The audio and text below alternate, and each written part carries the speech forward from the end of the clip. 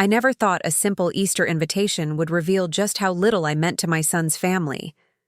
But that Sunday morning phone call changed everything and taught me that sometimes the most valuable gift you can give yourself is the courage to stop being taken for granted. Before we jump back in, tell us where you're tuning in from, and if this story touches you, make sure you're subscribed, because tomorrow, I've saved something extra special for you. The grandfather clock in my hallway had just chimed 9 when my phone rang that Sunday morning. The cherry blossoms outside my window were in full bloom, their delicate petals catching the spring sunlight. I'd been up since dawn, carefully preparing the handmade chocolate Easter eggs I'd been crafting all week. Each one meticulously decorated with royal icing and filled with my son Gregory's favorite hazelnut praline, the same recipe I'd made every Easter since he was a boy. "Mom, I need to talk to you about today." Gregory's voice sounded oddly strained when I answered. I balanced the phone between my ear and shoulder as I continued to wrap a pale blue ribbon around one of the gift baskets. "Of course, dear. I'm just finishing up the Easter treats. Do you want me to bring anything else besides the eggs and the casserole?" I asked, smiling at the thought of our family gathered around the table. There was an uncomfortable pause before Gregory cleared his throat. "Actually, that's why I'm calling. Beatrice thinks it would be better if you didn't join us this year." My fingers froze mid-tie. "I don't understand." "It's just that Beatrice's parents are coming, and her sister, with the new baby. She feels it might be too crowded and—" His voice trailed off. "Too crowded?" I repeated, the words feeling hollow in my mouth. "Your dining room seats 12, Gregory." "I know, Mom, but Beatrice is stressed about hosting her first Easter as a married couple in our new home. She wants everything to be perfect." "And I would make it? Imperfect?" The ribbon slipped from my fingers, unraveling across the kitchen counter. "Don't put it like that. It's just for this year. We'll drop by tomorrow to pick up the eggs, though. The kids would be devastated without Grandma's special treats." I stood in my kitchen, surrounded by baskets I'd spent hours preparing, chocolate under my fingernails, and royal icing dried on my wrists. 67 years old, and for the first time in my life, I wasn't welcome at my own family's Easter table. "Mom, are you still there?" "Yes," I replied, my voice steadier than I expected. "I understand." But the truth was, I understood far more than Gregory realized. This wasn't about a crowded dining room. This was the culmination of 3 years, of Beatrice slowly, methodically edging me out of my son's life. Ever since they'd moved into that sprawling colonial on Maple Drive, the house I'd helped them buy with a substantial down payment from my retirement savings. "Great. Thanks for understanding. We'll see you tomorrow then?" "Of course," I said. Automatically. "The eggs will be waiting." After hanging up, I looked around my kitchen, at the scattered ingredients and the gifts no one would open today. A familiar ache settled in my chest, not sharp like heartbreak, but dull like disappointment. Like watching the last autumn leaf finally surrender to winter. My name is Eudora Wimsley. I taught English literature at Pinewood Academy for 42 years before retiring. My husband Harold passed away 8 years ago after a lengthy battle with Parkinson's. We had one child, Gregory, whom I raised largely alone after Harold's diagnosis when Gregory was just 14. I dedicated my life to ensuring my son had everything: the best education, endless opportunities, and unwavering support. I wandered into my study, where a wall of photographs chronicled our family history. There was Gregory on his graduation day, beaming in his cap and gown. Harold and me at our 30th anniversary, his hand trembling but firmly holding mine. And more recently, Gregory and Beatrice on their wedding day 3 years ago. I'd paid for half of that too, a lavish affair at the Rosewood Hotel with 200 guests, most of whom I'd never met. The wedding marked a turning point. Before then, Gregory had called almost daily. We'd have Sunday dinners together every week. He'd seek my advice on work challenges or personal decisions, but Beatrice had different ideas about family boundaries. "Gregory needs to stand on his own 2 feet," she once told me at a family barbecue. Champagne flute delicately balanced between manicured fingers. "It's not healthy for a grown man to be so dependent on his mother." This from the woman who had accepted my offer to pay for their honeymoon to the Maldives without so much as a thank you note afterward. I sat down at my desk and opened the bottom drawer where I kept important documents. Inside was a neatly labeled folder, Gregory and Beatrice, Financial Matters. I flipped it open and began methodically reviewing its contents. The mortgage assistance agreement for their house, the property insurance policy I'd been paying since they moved in, a housewarming gift that had somehow never transitioned to their responsibility. The paperwork for the luxury SUV I'd co-signed for when Beatrice complained their car wasn't suitable for starting a family. All told, I was subsidizing their picture-perfect life to the tune of over $30,000 annually, nearly half my retirement income. I'd never expected repayment. They were family, after all. But I had expected basic courtesy, respect, inclusion. As I closed the folder, my gaze fell on a framed quote on my desk, words from Jane Austen that I'd shared with my students for decades. "It isn't what we say or think that defines us, but what we do." What had I been doing all these years? Enabling behavior that diminished my own worth, financing a lifestyle that apparently had no room for me at the table. I picked up my phone and dialed a number I rarely used. "Marcus, it's Eudora Wimsley. I believe I'm due for my annual financial review. Could we meet tomorrow? I'd like to make some significant changes to my portfolio and beneficiary arrangements." The rest of that Easter Sunday passed in strange solitude. I boxed up the chocolate, eggs, and stored them in the refrigerator.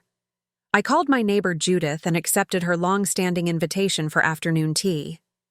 And I began making a list, a careful accounting of everything I had given and what, if anything, I had received in return. By evening, the ache in my chest had transformed into something else entirely. Not anger, precisely. More like clarity. The kind that comes when you finally remove a speck that's been irritating your eye for months, and suddenly the world snaps into focus. Monday morning arrived with a gentle spring rain tapping against my windows. I dressed carefully in my best charcoal suit, the one I'd worn to important faculty meetings, applied a touch of lipstick, and drove downtown to meet with Marcus, my financial advisor of 20 years. "Eudora, always a pleasure," he said, rising to greet me as I entered his office. Preparing and narrating this story took us a lot of time, so if you are enjoying it, subscribe to our channel. It means a lot to us. Now back to the story. Though I must admit, your call yesterday surprised me. We typically don't meet until summer. "Circumstances change, Marcus," I replied, settling into the chair across from his desk. "I've been reviewing my financial commitments, and I believe it's time for some adjustments." For the next hour, we systematically went through my portfolio, my recurring payments, and my estate plan. Marcus listened without judgment as I outlined my new priorities. "Are you certain about this, Eudora?" he asked when I finished. "These are significant changes." "I've never been more certain of anything," I replied. "I'd like the changes implemented immediately." By noon, it was done. The property insurance policy on Gregory and Beatrice's house, canceled. The automatic transfers to their household emergency fund, terminated. The trust fund I'd established for their children, restructured to be accessible only upon their 25th birthdays, with me as sole trustee until then. I left Marcus's office feeling lighter than I had in years. On the drive home, I stopped at Willow Creek Community Center, where I'd occasionally volunteered after retirement. "Eudora!" Eleanor Phillips, the volunteer coordinator, exclaimed when she saw me. "What a lovely surprise. We've missed you around here." "I've missed it too," I admitted. "I've been rather preoccupied with family matters, But I find myself with more free time now.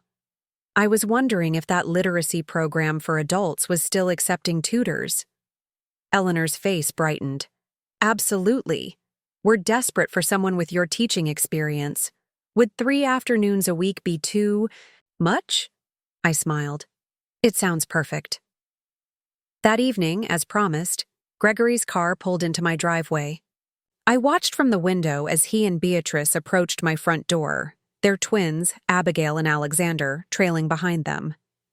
I'd always adored those children, though Beatrice had increasingly limited my time with them over the past year. "Happy Easter, Mom," Gregory said when I opened the door, leaning in to kiss my cheek. "How was your day?" "Surprisingly productive," I replied. "Please, come in. The eggs are in the kitchen." The children rushed past me, eager for their treats. Beatrice followed, barely acknowledging my presence with a tight smile. "We can't stay long," she announced. "The children have school tomorrow, and there's still so much to clean up from yesterday." "Was it a lovely dinner?" I asked, keeping my tone light. "Mom's glazed ham was divine," Beatrice replied, emphasizing the word mom slightly. "Everyone had such a wonderful time." I nodded, moving to the refrigerator to retrieve the carefully packed baskets. "I'm sure they did. Here are the eggs," I promised, "and I've prepared a few other things for you to take home." On the counter beside the Easter baskets sat 3 sealed envelopes. I handed one to Gregory. "What's this?" he asked, turning it over in his hands. "Just some paperwork you should be aware of," I replied. "Financial matters." Gregory frowned, slightly, but tucked the envelope into his jacket pocket without opening it. Typical. He'd always avoided discussions about money, preferring to simply accept whatever was offered. "Grandma, these eggs are so pretty," Abigail exclaimed carefully, examining one of the decorated chocolates. "Can you teach me how to make them someday?" "I'd love nothing more, sweetheart," I said, smiling genuinely for the first time that day. "Perhaps you could come stay with me for a weekend this summer, and we could have a proper baking lesson." "That sounds—" Abigail began, but Beatrice interrupted. "We'll have to see, Abby. Your schedule is already quite full with swim team and piano lessons." Our eyes met over the children's heads, and in that moment, I saw the flicker of realization in Beatrice's gaze. She sensed the shift in me, subtle but unmistakable. The compliant mother-in-law who never objected, who only gave and never expected, had left the building.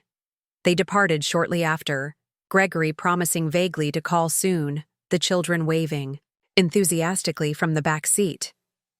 I stood in my doorway watching until their car disappeared around the corner. The first call came at 7:32 the next morning. "Mom, what is this?" Gregory's voice was tight with anxiety. "The insurance company just called me. They said our homeowner's policy has been canceled." "Yes, that's correct," I replied, calmly, pouring my morning tea. "I've decided it's time for you to assume responsibility for your own property insurance." But we can't afford the premiums on that policy. The house is massive, and with the pool and the guest cottage—" "Yes, it is rather expensive, isn't it? Perhaps you should consider a more modest policy, or a more modest home." Silence stretched between us, taut and unfamiliar. "Mom, what's going on? Is this because of Easter?" Beatrice was just stressed, that's all. You know how she gets about entertaining. "This isn't about Easter, Gregory. It's about respect, boundaries, and mutual consideration, or the lack thereof. The envelope I gave you contains a detailed summary of the financial support I've provided since your wedding. It's quite illuminating reading." "So you're punishing us? Cutting us off because you're angry?" "I'm not punishing anyone. I'm simply reassessing my priorities and making adjustments accordingly. As an adult with a well-paying job and a family to provide for, it's entirely appropriate for you to handle your own expenses." He sputtered, clearly unaccustomed to this version of his accommodating mother. "We have a mortgage payment due next week." Yes, and you have two excellent salaries between you. I'm confident you'll manage. After hanging up, I sat quietly, waiting for the guilt to surface. It didn't. Instead, I felt an odd sense of peace, as if I'd finally set down a heavy burden I'd been carrying for years. The second call came that afternoon, from Beatrice this time. I let it go to voicemail. Eudora, we need to talk. Gregory is absolutely devastated. If there's been some misunderstanding, I'm sure we can clear it up. Please call us back. I deleted the message without returning the call. Over the next week, a parade of increasingly urgent communications arrived. Texts, calls, even an impromptu visit that I declined to answer the door for. I used the time productively, starting my new volunteer position at Willow Creek, attending a watercolor class I'd always been curious about, and having dinner with old colleagues I'd neglected during my years of catering to Gregory and Beatrice's needs. 10 days after Easter, I received a carefully worded email from Gregory. Dear Mom, I hope this message finds you well. Beatrice and I have been reflecting on recent events and realize there may have been times when we've taken your generosity for granted. We'd like to invite you to dinner this Sunday to discuss matters as a family. The children miss you terribly. With love, Gregory. I considered the olive branch. It wasn't exactly an apology, but it was acknowledgement, perhaps the beginning, of one. I replied with equal care. Dear Gregory, thank you for your invitation. I'm available this Sunday at 5 p.m. Please note that I'll be bringing the dessert only, as I have prior commitments earlier in the day. Looking forward to an honest conversation, love, Mom. That Sunday, I arrived at precisely 5 p.m., lemon tart in hand, not Gregory's favorite chocolate cake, but something I'd chosen because I enjoyed it. The house looked different somehow, though nothing had physically changed. Perhaps it was my perspective that had shifted. Beatrice opened the door, her smile brittle but determined. Eudora, thank you for coming. We've missed you. The children rushed forward, genuinely delighted to see me, and for a moment my heart ached. They, at least, were innocent in all this. Gregory appeared from the kitchen, looking more disheveled than I'd seen him in years. Mom, come in. Dinner's almost ready. The dining room was set beautifully, I had to admit. Crystal glasses, the fine china they'd received as wedding gifts, fresh flowers in the center. I took my usual seat, the one that had apparently been too burdensome to include on Easter Sunday. After the children were served and initial pleasantries exhausted, Gregory cleared his throat. Mom, Beatrice and I have been doing some serious thinking. I'm glad to hear it, I replied, taking a small sip of water. We realize we've been taking certain things for granted. Your financial support has been incredibly generous and we should have been more appreciative. Beatrice nodded earnestly. We got carried away with the lifestyle we thought we deserved, without considering the sacrifices you were making to help us maintain it. I see, I said, carefully setting down my fork. And what prompted this realization? Was it the canceled insurance policy, the terminated monthly transfers, or perhaps the revised trust fund terms? Gregory had the grace to look embarrassed. All of it, honestly. We didn't realize how dependent we'd become until suddenly we had to figure everything out ourselves. It's been a challenging week, Beatrice admitted. We've had to make some difficult decisions. Such as? I prompted. We've canceled our country club membership, Gregory said, and Beatrice is returning to work part-time. I've also listed some of my designer bags on consignment, Beatrice added, as if surrendering her Hermes collection represented the ultimate sacrifice. I nodded slowly. Those sound like responsible adjustments. An uncomfortable silence fell over the table. Finally, Gregory took a deep breath. Mom, we're hoping you might reconsider some of your recent decisions. Not everything, of course, he added hastily. But perhaps the insurance policy? The house is such a major expense. And there it was, the real purpose of this carefully orchestrated dinner. Not reconciliation, but negotiation. Not apology, but strategy. "I've been doing some calculations," I said, reaching into my purse to retrieve a neatly typed document. "This represents the total financial support I've provided since your wedding 3 years ago. The figure at the bottom, $127,842, doesn't include gifts, childcare, or other non-monetary contributions." Their eyes widened as they stared at the number. During that same period, I was invited to exactly 17 family dinners, less than one per month. I spent 6 holidays alone, including this past Easter. I've been permitted to babysit my grandchildren exactly 4 times, despite offering repeatedly. I folded the paper and returned it to my purse. "I don't regret a single dollar spent on supporting you, Gregory. What I regret is allowing financial transactions to replace genuine relationship. That's not healthy for any of us, especially not for Abigail and Alexander, who are learning from our example." "So you're saying," Gregory began hesitantly, "I'm saying that moving forward, our relationship needs to be built on mutual respect and consideration, not checkbooks and credit cards. I won't be resuming the insurance payments or the monthly transfers. The trust fund will remain as restructured, ensuring the children's future education while protecting those assets from impulsive decisions." Beatrice's face flushed with indignation. "So, you're still cutting us off?" "No, Beatrice. I'm establishing healthier boundaries. There's a difference." The rest of the dinner passed in strained conversation. The children, sensing the tension, grew quiet. When I rose to leave, Gregory walked me to the door. "Mom, I don't know what to say. This isn't how I imagined things would go." "Expectations rarely align perfectly with reality," I replied. "That's one of life's more consistent lessons." "Are you still angry with us?" I considered his question carefully.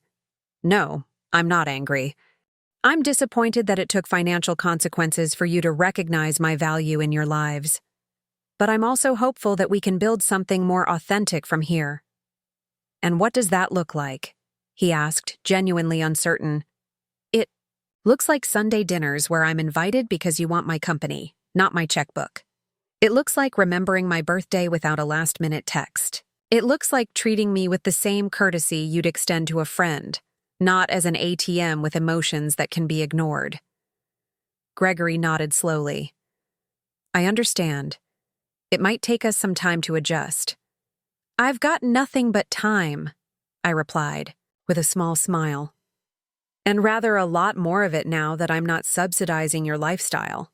As I drove home that evening, I realized something had fundamentally shifted within me. For decades, I'd measured my worth as a mother by what I could provide, financially, emotionally, practically. I'd poured myself out like water, never questioning whether the vessel I was filling had any intention of holding what I gave. But true relationship couldn't be purchased, no matter how generous the offering. It had to be built on reciprocity, on mutual care and consideration. On showing up for Sunday dinner because you valued someone's presence, not because you needed their signature on a check. The weeks that followed brought gradual changes. Gregory began calling more regularly, brief conversations that felt slightly awkward but increasingly genuine. Beatrice sent a handwritten note acknowledging that her behavior on Easter had been inconsiderate, small steps but meaningful ones. Meanwhile, my own life expanded in unexpected ways. The literacy program at Willow Creek introduced me to Samuel, a 72-year-old former mechanic determined to finally read the books he'd pretended to understand for decades. His determination touched me deeply, and our twice-weekly sessions became a highlight I looked forward to. I joined a walking group that met at the park each morning, 5 women my age or older who had collectively survived cancer, widowhood, estrangement, and financial hardship. Their resilience and humor became a source of strength I hadn't known I needed. And I began traveling, Modest trips at first, weekend excursions to coastal towns I'd always meant to visit, then bolder adventures, a painting retreat in New Mexico, a literary tour of England I'd dreamed about during my teaching years. 3 months after that fateful Easter, I received a text from Gregory. "Would you be available to watch the kids this Saturday? Beatrice and I have a wedding to attend." I smiled at my phone. "I'd be delighted. Shall I pick them up, or will you drop them off?" That Saturday with my grandchildren was pure joy. We baked cookies, read stories, built elaborate blanket forts in the living room, and finally, I taught Abigail how to decorate chocolate eggs using techniques my grandmother had passed down to me decades earlier. When Gregory and Beatrice arrived to collect them, something had softened in Beatrice's demeanor. She actually stepped inside instead of waiting impatiently in the car, accepted the offered cup of tea, and asked genuine questions about the artwork the children had created during their visit. "They've had a wonderful time," she acknowledged. "You're really good with them, Eudora." "I've had some practice," I replied mildly. As they prepared to leave, Gregory hung back slightly. "Mom, I've been meaning to tell you. We're putting the house on the market."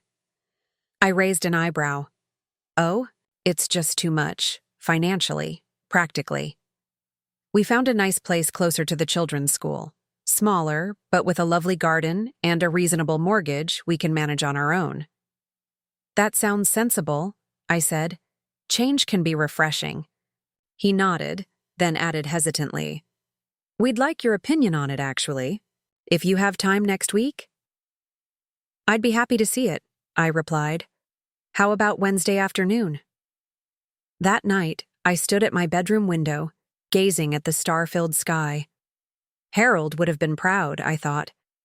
He'd always been better than me at setting boundaries, at knowing when to hold firm even when it felt uncomfortable. The insurance policy that started it all, that seemingly small act of finally saying enough, had rippled outward, transforming not just my relationship with Gregory and Beatrice, but my relationship with myself. I'd reclaimed not just financial resources, but something far more precious. My sense of inherent worth, independent of what I could provide for others. Sometimes the most valuable gift you can give is the courage to stop giving what's being taken for granted. Sometimes the truest act of love is expecting more, not less, from those you cherish most. And sometimes the most important family dinner isn't the one you're excluded from, but the one you finally realize you don't need a seat at to be complete. The revelation hit me like a freight train one rainy Tuesday morning in April, just 2 weeks after the Easter dinner debacle. I was organizing my home office, something I'd been putting off for months, when I found a stack of insurance documents tucked into a manila folder at the back of my filing cabinet. Homeowner's policy, liability coverage, flood insurance. All bearing Gregory and Beatrice's address on Maple Drive, all showing premium payments automatically withdrawn from my account. I pulled out my reading glasses and studied the most. Recent statement.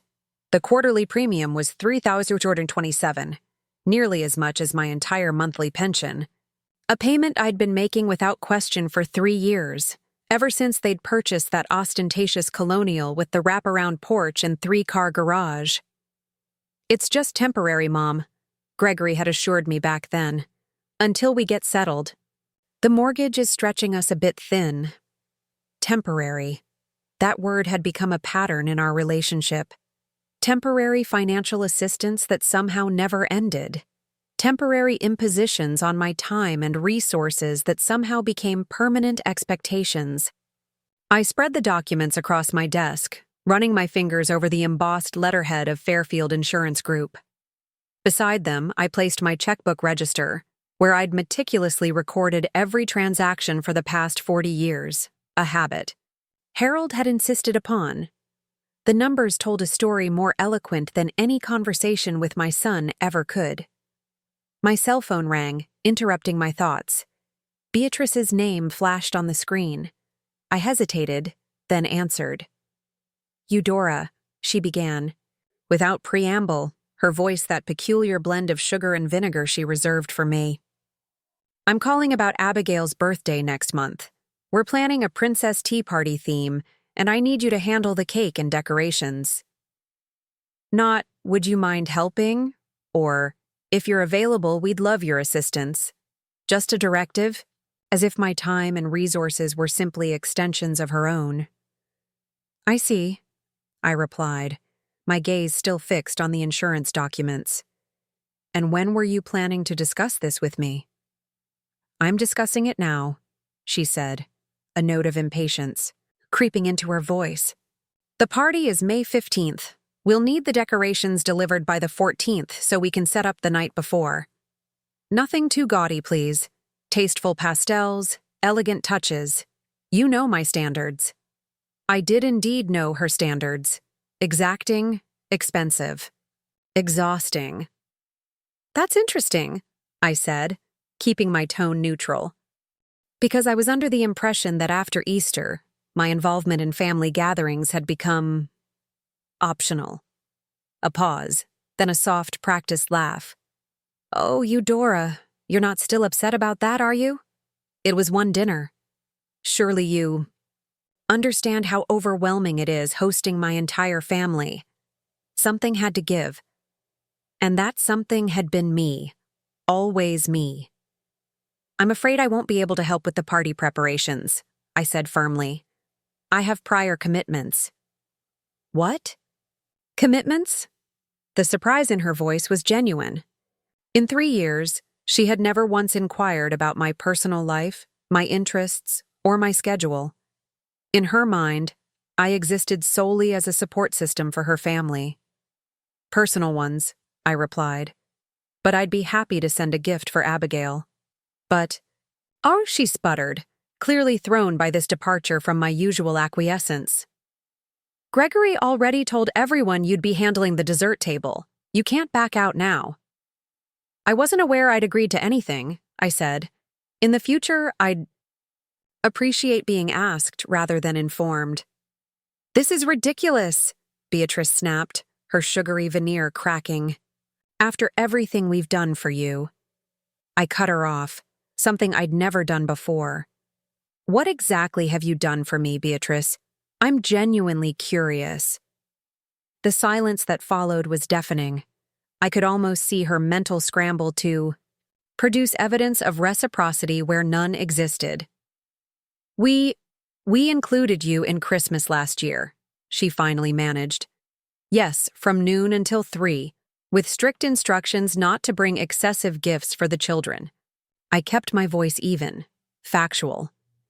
"Then you sent me home before dinner so you could host your book club's holiday gathering." "That's not fair," she protested weakly.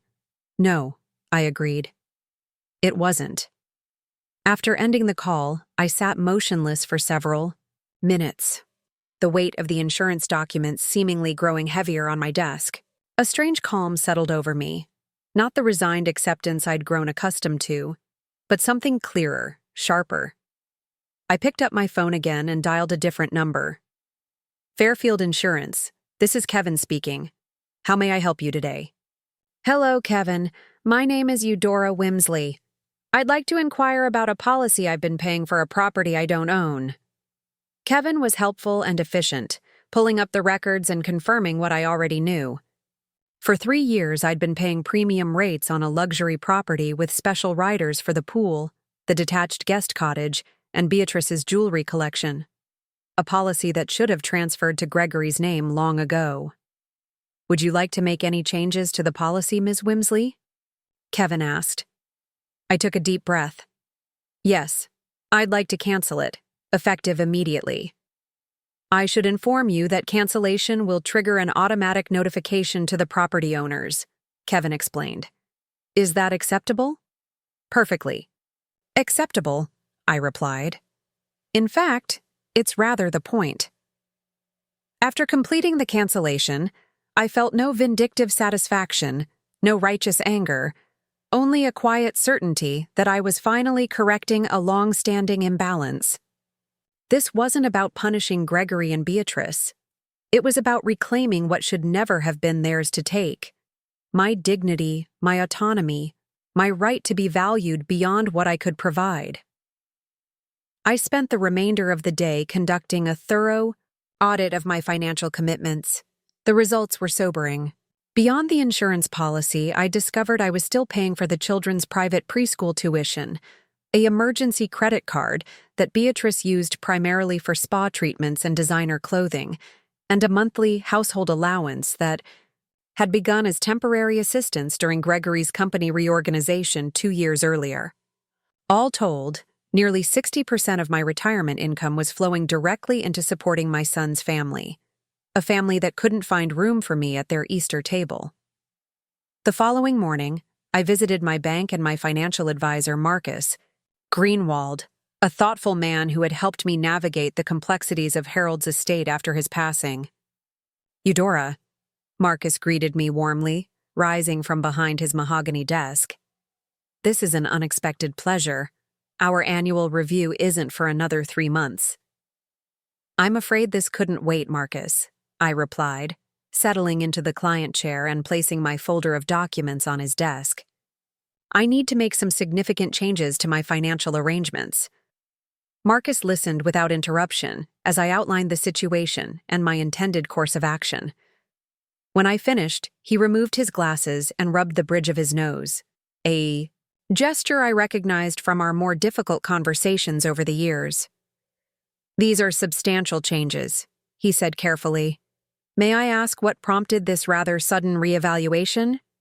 "It wasn't sudden at all," I replied. "It's been building. For years. I simply failed to acknowledge it until now." I told him about Easter, about the casual dismissal, about the pattern of taking that had come to define my relationship with Gregory and Beatrice. As I spoke, I realized I was finally giving voice to feelings I'd suppressed for years under the guise of maternal sacrifice. "I see," Marcus said when I finished. His eyes had softened with understanding. "And you're certain this is the approach you wish to take?" "I am," I confirmed. "I'm not cutting them off entirely. The Children's Education Fund will remain intact, though I'm restructuring it to ensure the money can only be used for its intended purpose. But the subsidies, the open-ended financial support, that needs to end." Marcus nodded, making notes on a legal pad. "We can certainly implement these changes. I'll have the paperwork ready for your signature this afternoon." As I rose to leave, Marcus hesitated, then spoke again. "Eudora, if I may. I've observed many family financial dynamics over my 30 years in this profession. The healthiest ones involve clear boundaries and mutual respect. What you're doing isn't just financially prudent. It may be the best thing for your relationship with your son in the long term." His words stayed with me as I drove home, raindrops pattering against the windshield in a soothing rhythm. Was it possible that by saying no after years of automatic yes, I might actually be offering Gregory something more valuable than money? The opportunity to stand on his own feet, to take responsibility, to reassess his priorities? I wasn't naive enough to believe the transition would be smooth, or that gratitude would be my son's first reaction. Years of entitlement wouldn't dissolve overnight. But perhaps, in time, we might build something more authentic than the transactional relationship we'd settled into. My thoughts were interrupted by a text message alert. I waited until I was parked in my driveway to check it. From Gregory. "Mom? Something weird happened. Insurance company called saying our policy was canceled." I slipped my phone back into my purse without responding and went inside. The conversation we needed to have wasn't one for text messages or hurried phone calls. It required presence, honesty, and courage from both of us. I spent the evening preparing myself, mentally and emotionally. I pulled out photo albums chronicling Gregory's childhood, his graduation, his wedding. I reviewed financial records dating back to when he'd first moved out on his own after college. I even found the journal I'd kept during Harold's illness, documenting not just his decline, but Gregory's gradual withdrawal as his father's condition worsened. There were patterns here I'd been unwilling to see, truths I'd carefully avoided acknowledging. Gregory had always taken the path of least resistance, accepting help without question, expecting support without reciprocation. And I had enabled it every step of the way, mistaking indulgence for love, sacrifice for connection. My phone rang persistently throughout the evening. First Gregory, then Beatrice, then Gregory again. I let each call go to voicemail, listening to their increasingly urgent messages but offering no response. They needed time to realize this wasn't a mistake or misunderstanding that could be smoothed over with a quick conversation. The final message, left near midnight, revealed the shift I'd been waiting for. "Mom?" Gregory's voice sounded different, stripped of its casual entitlement, edged with something like fear. "I don't understand what's happening. First the insurance, then the school called about tuition, and now the credit card company. Please call me back. We need to talk." "Yes," I thought as I prepared for bed. "We certainly do."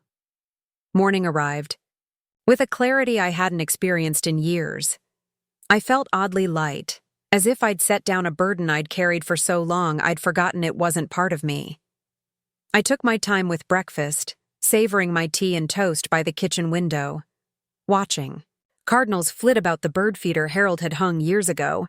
At precisely 10 a.m., a car door slammed in my driveway. I looked up to see Gregory striding toward my front door, his expression a storm cloud of confusion and indignation. "No Beatrice," I noted. "Interesting." The doorbell rang, followed immediately by knocking. I took a deliberate breath, smoothed my cardigan, and went to answer. "Mom," Gregory burst out the moment I opened the door. "What the hell is going on? Everything's being canceled. The insurance, the tuition payments, Beatrice's emergency card. The bank said it was at your request?" "Good morning, Gregory," I replied calmly. "Yes, I've made some changes to my financial arrangements. Would you like to come in and discuss it?" He looked momentarily taken aback by my composure, perhaps expecting tears or apologies or an immediate retraction. After a slight hesitation, he stepped inside, following me to the living room where I'd prepared coffee and set out the financial records I'd gathered. "Mom, if this is about Easter," he began as he sank onto the sofa. "This isn't about a single dinner," I interrupted gently, though that was certainly illuminating. "Then what? What did we do that was so terrible you'd cut us off without warning?" I poured him a cup of coffee before responding.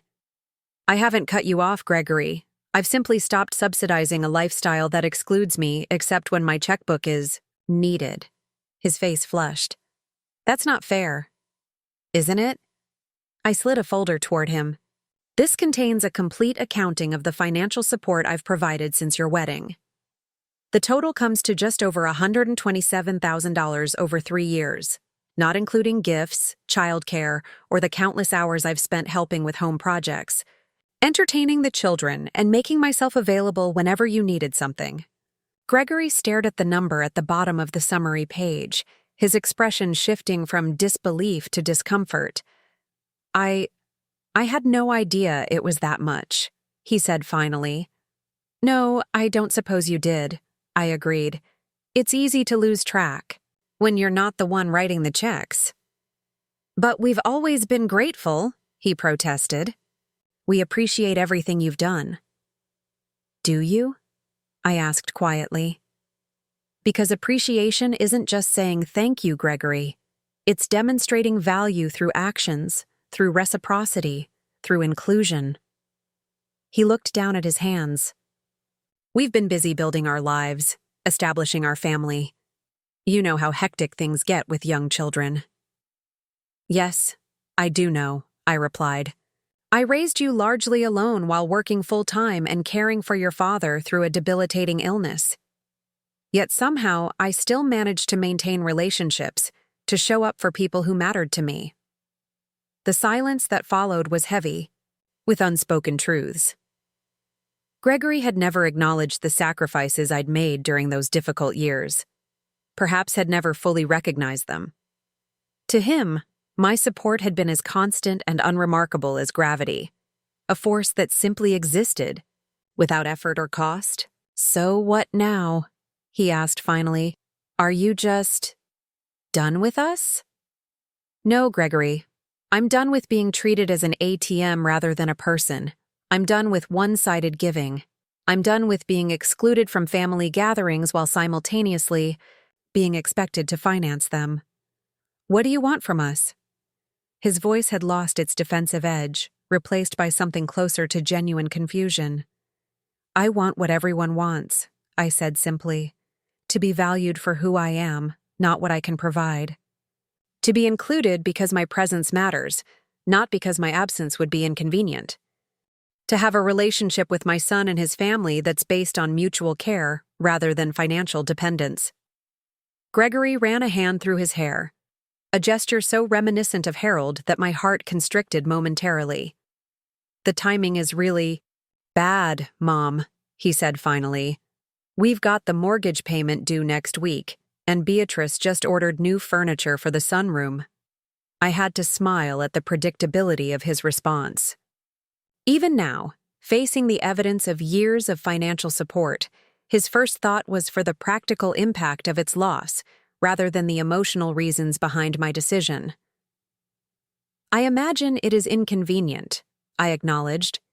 "Change usually is, especially when it's unexpected. But perhaps that's precisely what's needed, a disruption significant enough to prompt reassessment."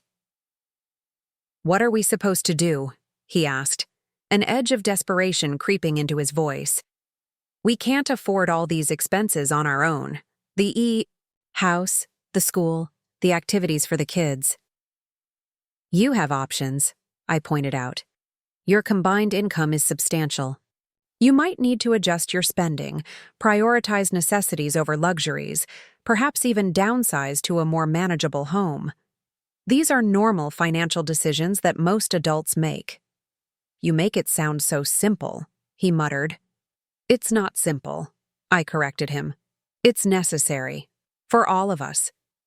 Gregory stayed for another hour, cycling through anger, bargaining, and finally a grudging acceptance that the financial landscape had indeed changed. He left with promises to figure things out and to talk to Beatrice about making more of an effort with me. I watched his car disappear down the street, feeling neither triumph nor regret, only a quiet certainty that regardless of what happened next, I had finally honored my own worth. That certainty was tested the very next day, when Beatrice arrived unannounced at my door, the twins in tow. Abigail and Alexander rushed to hug me, their small arms wrapping around my waist with genuine affection that brought unexpected tears to my eyes. "Grandma, we missed you," Abigail declared, her face tilted up to mine with unguarded joy. "I've missed you too, sweetheart," I replied, embracing them both before looking up at Beatrice, who hovered in the doorway with a carefully composed expression. "The children have been asking for you," she said by way of explanation. "I thought perhaps you might watch them for a few hours while I attend to some errands." Translation. Gregory had shared our conversation, and this was their opening gambit, using the children to soften my resolve. "What a lovely surprise," I said, ushering them all inside. "I'd be happy to spend time with Abigail and Alexander. In fact, I was just about to bake chocolate chip cookies. Would you like to help?" The children cheered enthusiastically while Beatrice's smile tightened almost imperceptibly. "Wonderful," she said. "I'll be back around 4.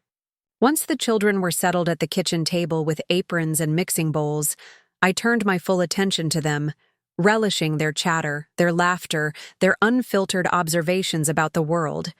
This was what I'd been missing, not just time with them, but meaningful connection, the opportunity to build memories together. We baked cookies, read stories, and explored the backyard garden where spring bulbs were beginning to push through the soil. I showed them how to identify different plants, taught them the gentle art of earthworm relocation, and let them help fill the bird feeders with seed. "Grandma?" Alexander asked as we watched a chickadee dart to and from the feeder. Why don't you come to our house anymore? The question, delivered with a 5-year-old's directness, caught me by surprise. What makes you think I don't come to your house? Mommy told Daddy that you're mad at us, Abigail volunteered. She said that's why you stopped helping with our school. My heart sank. Of course Beatrice would frame the situation that way, casting me as the villain who'd withdrawn affection and support out of spite. I'm not mad at you, I assured them both, crouching down to meet their eyes. I love you very much, and that will never change. Sometimes grown-ups have disagreements about things that have nothing to do with children. Are you and Daddy fighting? Alexander pressed, his lower lip trembling slightly. No, sweetheart, we're just figuring some things out, but you don't need to worry about any of that. Mommy seems worried, Abigail said with the unsettling perceptiveness children sometimes display. She was crying on the phone yesterday. I felt a twinge of something, not quite guilt, but perhaps a softer cousin to it. I hadn't intended to cause distress, only to correct an imbalance that had grown increasingly unhealthy. Change can be difficult for everyone, I said carefully, but sometimes it's necessary for things to get better in the long run. When Beatrice returned, precisely at 4 as promised, the children ran to greet her with stories of our afternoon adventures. I followed more slowly, observing the subtle signs of stress in her appearance, the slight darkness under her eyes, the tension in her shoulders. They had a wonderful time, I said. We've saved some cookies for you and Gregory. Beatrice nodded, her gaze not quite meeting mine as she helped the children gather their things. As they prepared to leave, she finally spoke directly to me. Gregory said you're upset about Easter, she said, her voice carefully controlled. I want you to know that wasn't my intention. Things were just hectic. It wasn't an apology. Not really. More a strategic concession designed to repair access to the financial support they'd come to depend on. Easter was a symptom, not the cause, I replied. But I appreciate you acknowledging it. She hesitated, clearly expecting more, perhaps immediate reinstatement of the canceled payments, or at least a softening of my position. When none came, she pressed her lips together in a thin line. The children would love to see you at Abigail's birthday party next month, she said. If you're available. Progress, of a sort, an invitation rather than a demand for assistance. I'd be delighted to attend, I said. Thank you for including me. As I watched them drive away, I reflected on the complex dance we were beginning. This renegotiation of boundaries and expectations that would likely stretch over months, perhaps years. There would be steps forward and back, moments of genuine connection interspersed with relapses into old patterns. But for the first time, I felt hopeful that we might eventually find a new equilibrium, one based on mutual respect rather than financial dependence. That evening, I received a text from Gregory. Thanks for watching the kids today. They haven't stopped talking about the cookies and the birds. It was a small thing, this acknowledgement of my time and effort, but it felt like the first raindrop after a long drought, a hint that perhaps, with patience and persistence, the parched landscape of our relationship might eventually bloom again. The following weeks brought a series of adjustments, both practical and emotional. Gregory and Beatrice, faced with the reality of managing their finances independently, began making changes to their lifestyle. The country club membership was relinquished. Beatrice's weekly salon appointments became monthly. The lavish summer vacation to the Maldives was replaced with more modest plans for a week at a lakeside cabin. I observed these changes not with satisfaction, but with quiet hope that they might lead to a reevaluation of priorities beyond the merely financial. Meanwhile, I focused on reclaiming pieces of myself that had been neglected during years of catering to Gregory and Beatrice's needs. I rejoined my book club, resumed volunteer work at the local literacy center, and accepted an invitation to teach a summer poetry workshop at the community college where I'd once been a regular guest lecturer. Each of these activities connected me with people who valued my presence, my insights, my contributions beyond material support. The contrast with how I'd been treated within my own family was both painful and illuminating. 3 weeks after our confrontation, Gregory called with an unexpected request. "Mom, I was wondering if you might be free for dinner this Friday," he said, his tone uncharacteristically hesitant. "Just you and me. There's a new bistro downtown that's supposed to be excellent." I paused, surprised by the invitation. "That sounds lovely. What's the occasion?" "No occasion," he replied. "I just thought it might be nice to spend some time together. It's been a while since we've really talked." Indeed it had. Years, perhaps, since we'd had a conversation that wasn't transactional or superficial. "I'd like that very much," I said. "What time shall I meet you?" Friday evening found us seated at a corner table in a charming restaurant with exposed brick walls and soft jazz playing in the background. Gregory looked different somehow, less polished than usual, but more present. He'd left his phone in the car, I noticed, something he'd never done in recent memory. "You look well, Mom," he said after we'd ordered. "There's something, I don't know, lighter about you." I smiled. "I feel lighter. I've been rediscovering parts of myself that got lost along the way." He nodded, turning his water glass slowly between his fingers. "I've been doing a lot of thinking since our talk, about us, about how things got to this point." "And what have you concluded?" I asked gently. "That I've been taking you for granted," he admitted, meeting my eyes directly. "Not just financially, though that's part of it, but your time, your support, your presence.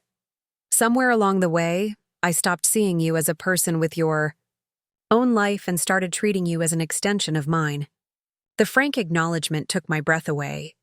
I hadn't expected such clarity, such self-awareness, at least not so soon.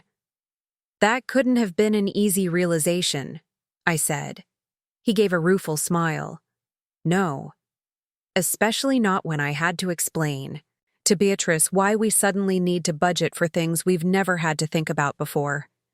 But it's been, I don't know, clarifying in a way, like waking up from a dream and seeing reality for the first time." Our conversation meandered through the evening, touching on difficult truths, but also rediscovering connections that had been obscured by years of imbalance. Gregory shared challenges at work I'd known nothing about, dreams for his children's future that went beyond material success, even concerns about his marriage that surprised me with their vulnerability. "Beatrice and I," he confessed as we shared dessert, "we got caught up in creating a perfect life, the house, the cars, the vacations, the right schools. But somewhere in all that perfection, we lost track of what really matters." "Which is?" I prompted. "Connection," he said simply. "With each other, with the kids, with you. Real connection, not just going through the motions or showing up when we need something." As he drove me home afterward, Gregory asked hesitantly, "Would you be willing to try again? To rebuild things between us? I know it won't happen overnight, and I know Beatrice and I have a lot to prove. But I miss you, Mom. The real you, not just what you can do for us." I reached over and squeezed his hand. "I would like that very much. But it needs to be different this time, for all our sakes." "It will be," he promised. "I can't say we won't make mistakes, but we're trying. We really are." As I watched his taillights disappear down my street, I felt something unfamiliar, stirring in my chest, not the cautious hope I'd been nursing, but something warmer, more substantial. Not quite trust rebuilt, but perhaps its foundation being carefully laid. The road ahead would not be simple or direct. Old habits die hard, and new patterns take time to establish. There would be setbacks, miscommunications, moments when it might be tempting to revert to previous dynamics.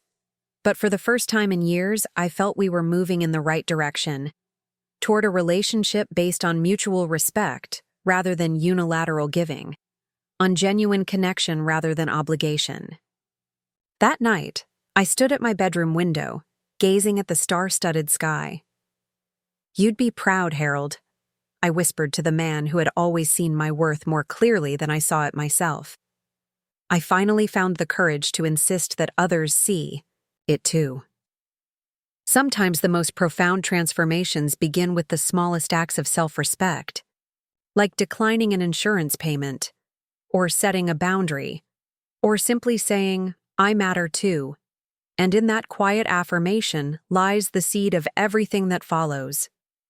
May arrived with an explosion of azaleas in my garden and a tentative new rhythm to my relationship with Gregory and his family. The immediate crisis of their financial reckoning had passed. They'd made adjustments to their lifestyle, reluctantly but necessarily. The most dramatic change came when Gregory called to tell me they were putting their house on the market. "We found a smaller place closer to the children's school," he explained. "Still nice, but more realistic." I detected a note of embarrassment in his voice, as if downsizing represented some sort of failure. Years of social climbing and status-seeking had convinced him that forward progress could only be measured in square footage and luxury amenities. "A home is what you make of it," I replied gently. "Some of my happiest memories with you and your father were in that little two-bedroom apartment we had when you were small." "I remember that place," Gregory said, surprise warming his tone. "The one with the tree outside my window and the neighbor who played saxophone." "Mr. Kopinski," I confirmed, smiling at the recollection. "Your father used to say he was either the world's worst jazz musician or the world's most determined one." We shared a laugh, a small thing perhaps, but precious in its authenticity. These moments had become more frequent in recent weeks. Brief conversations about everyday matters. A text message with a photo of Alexander losing his first tooth. An actual invitation to Sunday dinner that wasn't tied to some favor or expectation. Baby steps, to be sure, but steps nonetheless. The true test would come at Abigail's birthday party, scheduled for the following weekend. I'd received a proper invitation, hand-delivered by Gregory himself, accompanied by a bunch of daffodils from my own garden that he'd picked with permission rather than assumption. "Nothing elaborate," he'd explained as he handed me the pastel envelope. "We've scaled back quite a bit, but the children would love to have you there." I accepted with genuine pleasure, though a small part of me remained wary. Old patterns don't disappear overnight, and I'd seen too many false starts in our relationship to believe in instant transformation. The morning of the party dawned clear and mild. I'd spent the previous evening wrapping Abigail's gift, a collection of classic children's books I'd saved from Gregory's childhood, and a handmade bookmark with pressed flowers from my garden. It wasn't the extravagant present Beatrice might have expected in the past, but it carried something more valuable than a high price tag. History, continuity, love expressed through preservation and thoughtfulness. I dressed carefully in a sage, green dress and comfortable flats, arranging my silver hair in its usual neat bun. The woman in the mirror looked back at me with clear eyes and steady composure. A far cry from the anxious, eager-to-please mother who would have been frantically searching for ways to make herself useful just a month ago.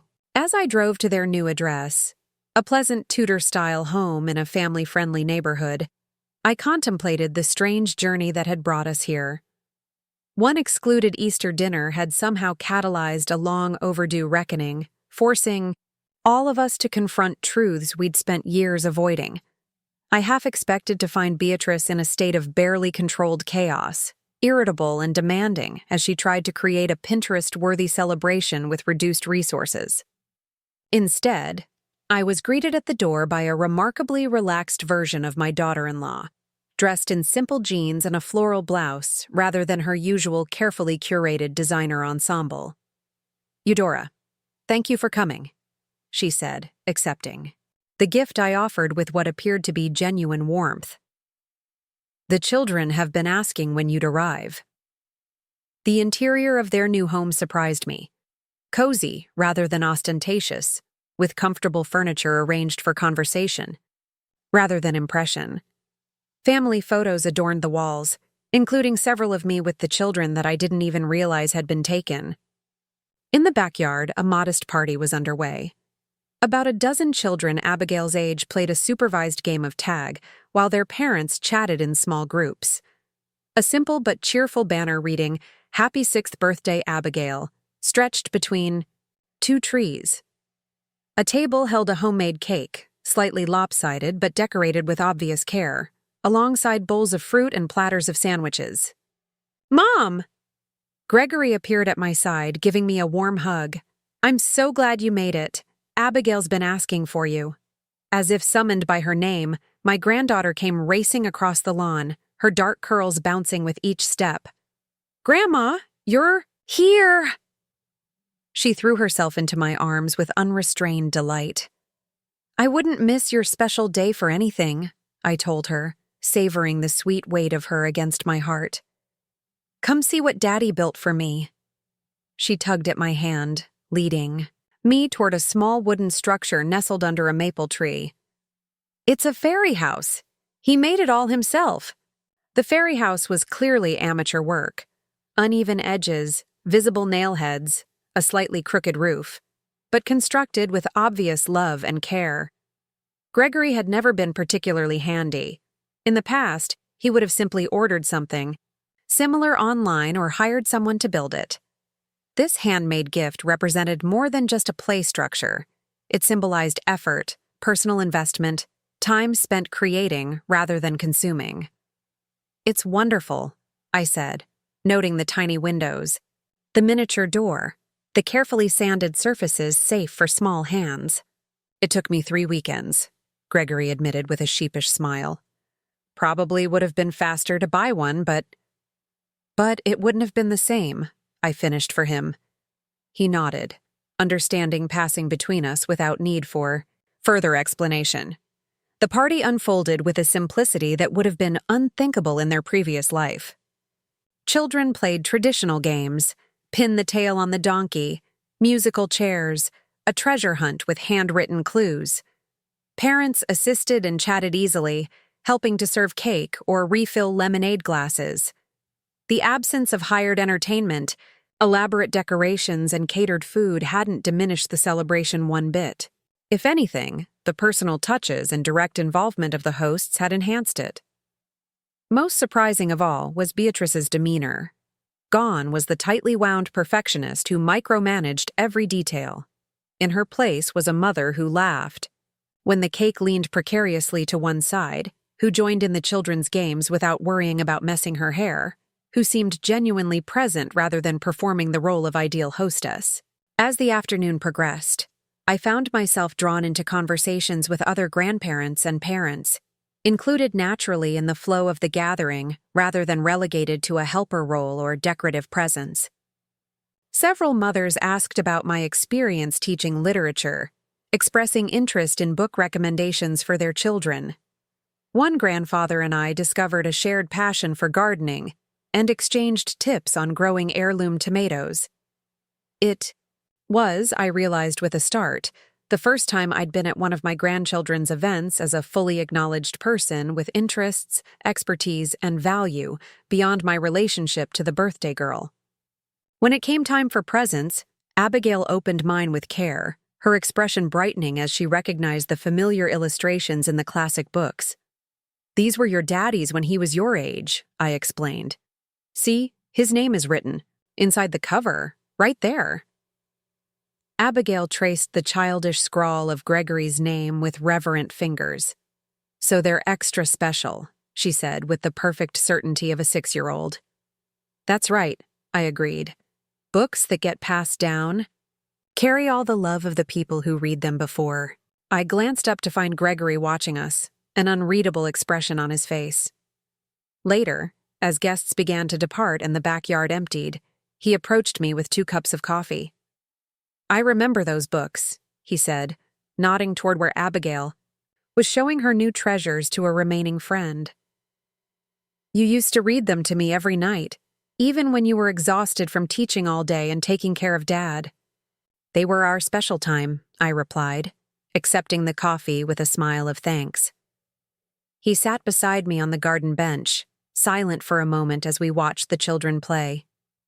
I've been thinking a lot about what you said last month, about being valued for who you are, not what you provide. Oh? I kept my tone neutral, giving him space to continue. I didn't get it at first, he admitted. I thought you were just upset about Easter, that it was some kind of, I don't know, revenge or punishment. But that wasn't it at all, was it?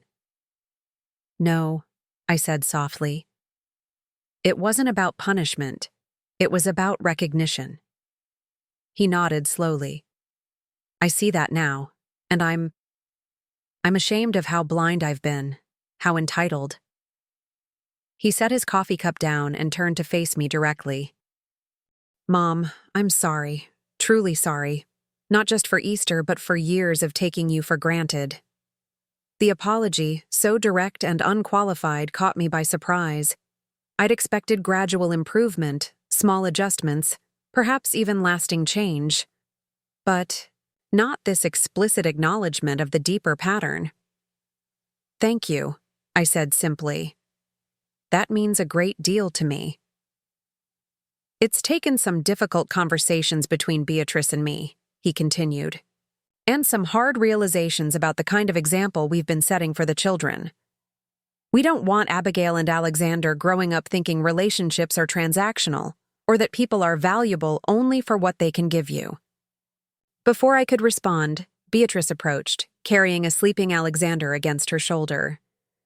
The birthday girl is finally winding down, she said, nodding toward Abigail, who was yawning widely as she packed away her new toys.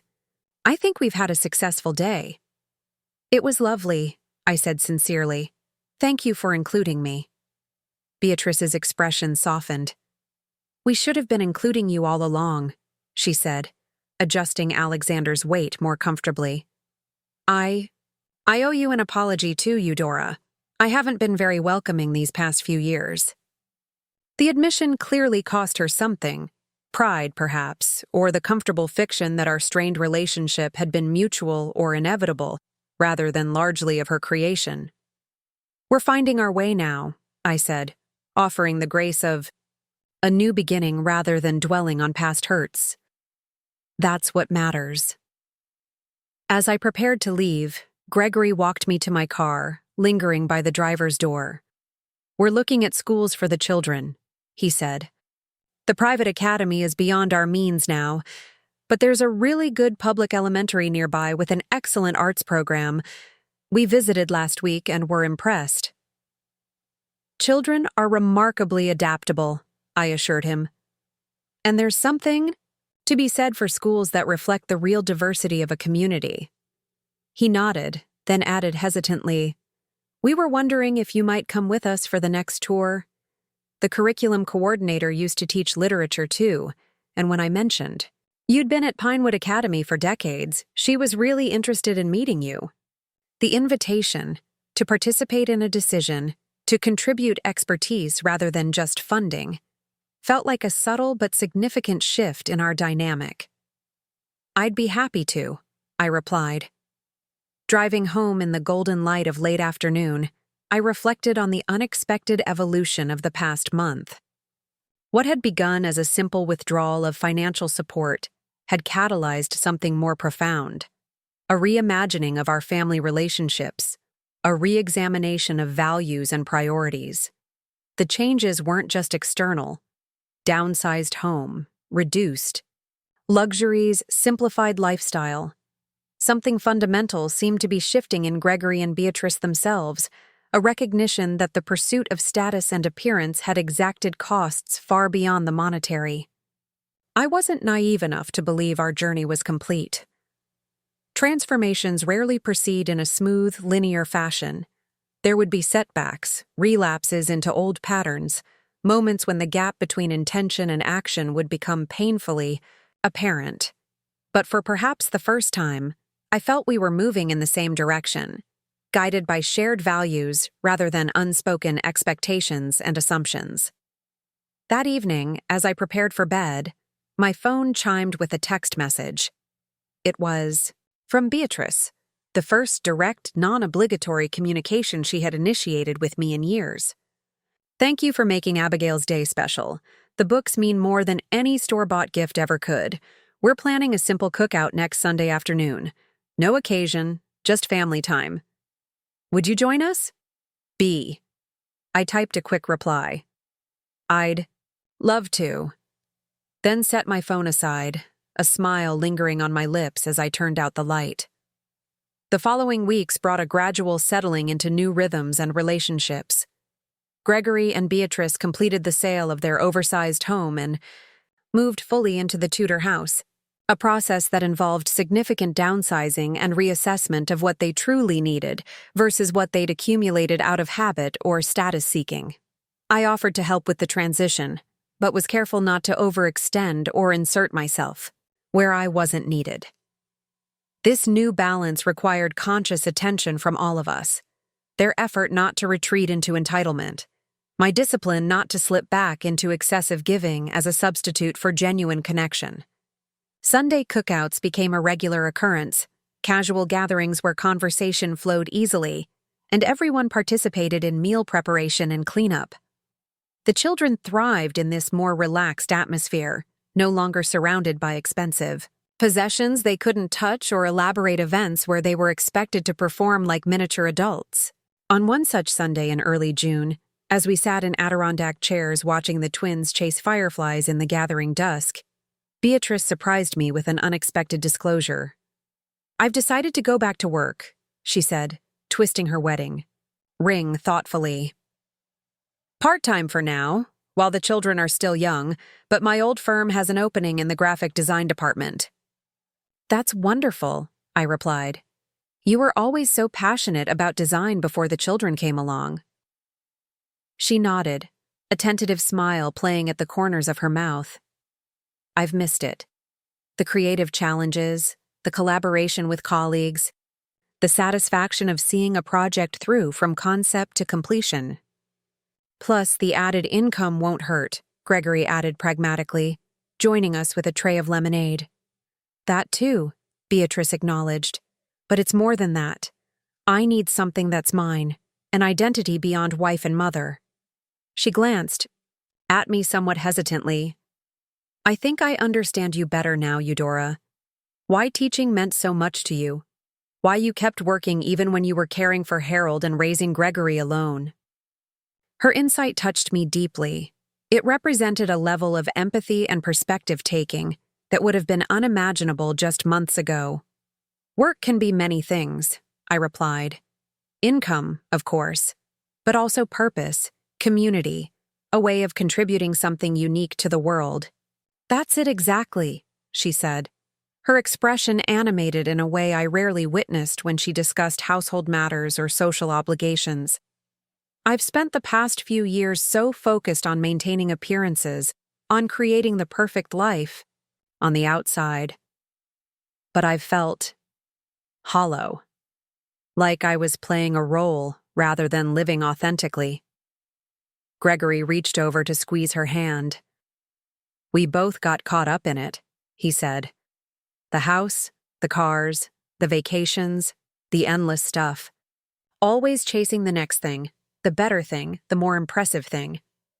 While missing what was right in front of us," Beatrice finished, her gaze drifting to where the children were now counting stars, their small faces tilted toward the deepening blue of the evening sky. The conversation shifted to practical matters: childcare, arrangements, schedule adjustments, the logistics of balancing 2 careers with family life. But the underlying current of reevaluation, of conscious choice rather than automatic adherence to external expectations, remained. As I drove home that night, I found myself contemplating the strange, circuitous path that had led us here. My decision to cancel their property insurance, a small act of self-respect after years of allowing myself to be taken for granted, had somehow catalyzed a broader transformation than I could have anticipated. It wasn't just about financial boundaries. though those remained important. It was about recognizing worth beyond utility, value beyond provision. It was about building relationships based on mutual respect rather than obligation or advantage. The following Tuesday, I received an unexpected call from Marcus, my financial advisor. "Eudora," he greeted me warmly. "I hope I'm not disturbing you." "Not at all, Marcus. What can I do for you?" "I've just had the most interesting meeting with your son," he said. "Gregory came to see me about setting up a college fund for the children, a modest one within his current means, but with provisions to increase contributions as his financial situation improves." "Did he?" I was genuinely surprised. Gregory had never shown much interest in long-term financial planning, preferring immediate gratification to delayed benefit. "He also inquired about establishing a small trust for you," Marcus continued. "Nothing extravagant, but a supplemental income stream to ensure you could remain in your home and maintain your independence as you age. He asked specifically about structures that would protect your interests above all other considerations." I sat down, oddly moved by this evidence of Gregory's evolving perspective. It wasn't about the money itself. My own careful planning had already secured my financial future. It was about the recognition of my needs, my dignity, my right to security and autonomy. "Of course, I explained that you've already made excellent provisions for your retirement," Marcus was saying. "But I thought you might like to know about his initiative." "Thank you, Marcus. I appreciate you telling me." After we hung up, I sat quietly in my garden, watching bees move methodically among the lavender blooms. The gesture Gregory had made, seeking to provide security for me rather than extract it from me, represented a fundamental shift in how he perceived our relationship. No longer one-directional giving from parent to child, but a mutual commitment to each other's well-being. That evening, I called him. "Marcus mentioned you came to see him," I said when he answered. A brief pause, then, "I hope that was okay. I wasn't trying to pry into your finances or anything." "It was more than okay," I assured him. "It was thoughtful. But you should know I'm quite comfortable, Gregory. I've always been careful with my resources." "I know that now," he replied. "But I want to make sure you always will be. After everything you've done for me, for us, it's the least I can do." "The trust fund idea is lovely," I said, "but perhaps unnecessary at this point. Maybe that energy could be better directed toward your own family's security." He was quiet for a moment. "It's not just about the money, Mom. I guess it's about showing you that I see you, that I recognize what you need and value it as much as my own needs, that I'm thinking about your future, not just what you can do for me in the present." His words echoed my own thoughts so precisely that I found myself momentarily speechless. "That means a great deal to me," I said finally. "I've been doing a lot of thinking," he continued, "about what you said regarding being valued for who you are, not what you provide. I want you to know that even if you never gave us another penny, never babysat the kids, never helped with anything practical, again, you would still be essential to us. Just you, being yourself, being present in our lives." The simple truth of his statement, delivered without dramatic flourish or excessive sentiment, touched something deep within me. It was the recognition I had longed for without fully acknowledging, even to myself. "Thank you," I said simply. "You don't need to thank me for finally seeing what should have been obvious all along," he replied with gentle self-deprecation. "But I'm grateful for the chance to do better." The conversation shifted to lighter topics: Abigail's upcoming dance recital, Alexander's newfound interest in birdwatching, plans for a modest family vacation to a nearby lake later in the summer. Throughout, I was struck by the natural give and take, the absence of underlying tension or unspoken expectations that had characterized our interactions for so long. As summer progressed, these changes consolidated and deepened. Beatrice began her part-time position and flourished in the renewed creative outlet it provided. Gregory took on more household responsibilities without complaint, discovering unexpected satisfaction in creating a home rather than just financing one. The children settled well into their new neighborhood, making friends and developing interests that reflected genuine passion rather than strategic resume building for future college applications. My own life expanded in ways I hadn't anticipated. The literacy program where I volunteered introduced me to Sophia Martinez, a retired pediatrician with a passion for expanding healthcare access in underserved communities. We began meeting for coffee after our volunteer shifts, discovering shared interests in gardening, classical music, and social justice initiatives. Through Sophia, I was introduced to a wider circle of engaged, vibrant people my age, retirees who viewed this stage of life not as a diminishment, but as an opportunity for new experiences, continued growth, and meaningful contribution. I joined a community chorus, attended lectures at the university, participated in a climate action group focused on practical local solutions.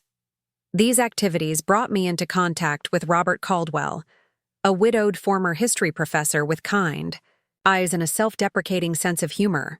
Our friendship developed gradually through shared committee work and occasional theater outings, a comfortable companionship without pressure or expectation. "You seem different lately," he remarked one evening as we strolled through a community art exhibition. "More." He searched for the word present, fully yourself.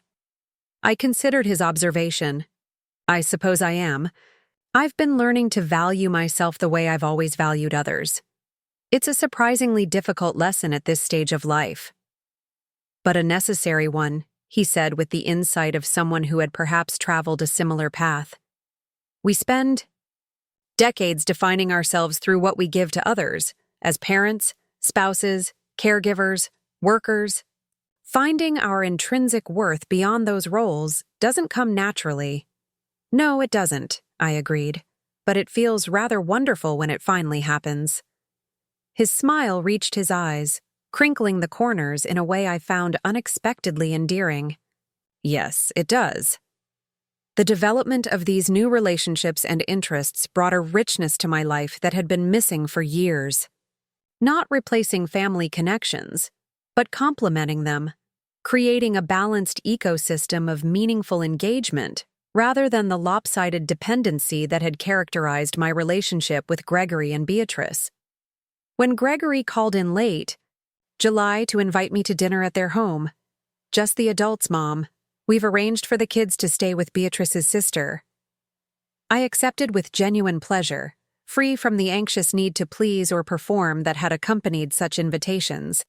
In the past, I arrived to find the table beautifully set with candles and flowers, but with their everyday dishes rather than the formal china they would once have felt obligated to use. Beatrice greeted me with a warm hug, looking relaxed and natural in simple linen pants and a cotton blouse, her hair pulled back in a casual knot. "We have something we'd like to discuss with you," she said as she took my light summer jacket. "Over dinner." The phrasing might once have filled me with apprehension. What financial assistance were they angling for now? But I felt only mild curiosity as I followed her to the back patio where Gregory was grilling vegetables and fish. Dinner conversation flowed easily. Beatrice's new work projects, Gregory's recent promotion to senior project manager, humorous anecdotes about the children's summer adventures. Throughout the meal, I noticed a certain energy between them, a contained excitement suggesting they were indeed building towards some announcement. As we finished the main course, Gregory refilled our wine glasses and cleared his throat. "Mom, you might have noticed we've been making some significant changes these past few months." "I have," I acknowledged with a smile. "Positive ones, from what I can see." "They have been," Beatrice agreed. "Necessary and surprisingly liberating once we got past the initial adjustment." Gregory nodded. "The thing is, we've been talking a lot about what really matters to us, what kind of life we want to create, what values we want to instill in the children. That sounds like a valuable conversation, I said. It has been, he continued. And one of the things that keeps coming up is the importance of extended family, of intergenerational connections, of the wisdom and perspective that comes from having meaningful relationships across age groups. I waited, sensing there was more to come. We've been looking at houses, Beatrice said, leaning forward slightly. Nothing immediate, just exploring options for when our lease ends next spring. And we've been considering something with additional space. A separate suite or small apartment attached to the main house. For you, Gregory clarified. If you were interested. Not to take care of the kids or help with expenses or any of that. Just to be closer, to be more present in each other's daily lives. The invitation caught me completely by surprise. You're asking me to consider moving in with you? Into a multi-generational household? Only if it's something you'd want, Beatrice hastened to add. With complete privacy and independence. Your own entrance, your own kitchen, your own space that's entirely yours. We've seen what a difference it makes for the children to have more regular contact with you, Gregory explained. And honestly, for us too. Our family feels more complete, more balanced when you're part of our everyday lives, not just special occasions. I took a sip of wine, giving myself time to absorb their proposal. It wasn't what I had expected. Not another financial request or attempt to secure childcare, but a genuine invitation to shared living based on mutual benefit and relationship. That's a significant change from where we were just a few months ago, I observed carefully. It is, Gregory acknowledged without defensiveness. And I understand if you need time to think about it, or if it's not what you want at all. We just wanted you to know the option is there, that we'd welcome having you closer if that's something that would enhance your life too. The sincerity in his voice, the lack of pressure or expectation, told me more than words could about how far we had come. This wasn't about convenience or advantage. It was about connection, about creating a family structure that nourished all its members. I appreciate the offer, I said thoughtfully. It's not something I would have considered before recent changes, but I'd like to think about it. Of course, Beatrice said warmly. There's no rush. We're still in the early stages of looking, and whatever you decide is completely fine. As Gregory served dessert, a simple fruit crumble he'd made himself, he proudly informed me. I found myself contemplating this unexpected turn of events. From exclusion at Easter dinner to invitation to shared living in the span of a few months. Not as a convenient babysitter or financial resource, but as a valued family member whose presence was desired for its own sake. Whatever decision I ultimately made about their offer, the fact that it had been extended in this spirit represented healing I hadn't dared to hope for when I'd first made the difficult decision to withdraw my financial support. Sometimes the truest acts of love aren't about giving more, but about requiring better. Creating space for others to rise to their best selves rather than enabling their least admirable tendencies. And sometimes the most profound gifts aren't material at all, but the simple recognition of intrinsic worth beyond utility or function.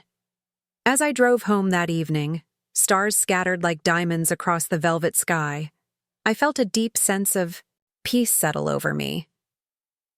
Not the resigned acceptance I'd mistaken for contentment for so many years, but something truer and more vital. The quiet joy of being fully seen, genuinely valued, properly loved. Whatever the future held, whatever decisions lay ahead, I would face them from this place of hard-won self-respect and authentic connection. The journey that had begun with a simple, painful exclusion had led to an unexpected destination. Not just reconciliation with my family, but reconciliation with myself. And in that integration of external boundaries and internal worth lay a freedom I had never known before. The freedom to give from fullness rather than depletion, to love from strength rather than need, to exist as myself, rather than as an extension of others' expectations. It was, I realized with quiet wonder, exactly what I had been seeking all along.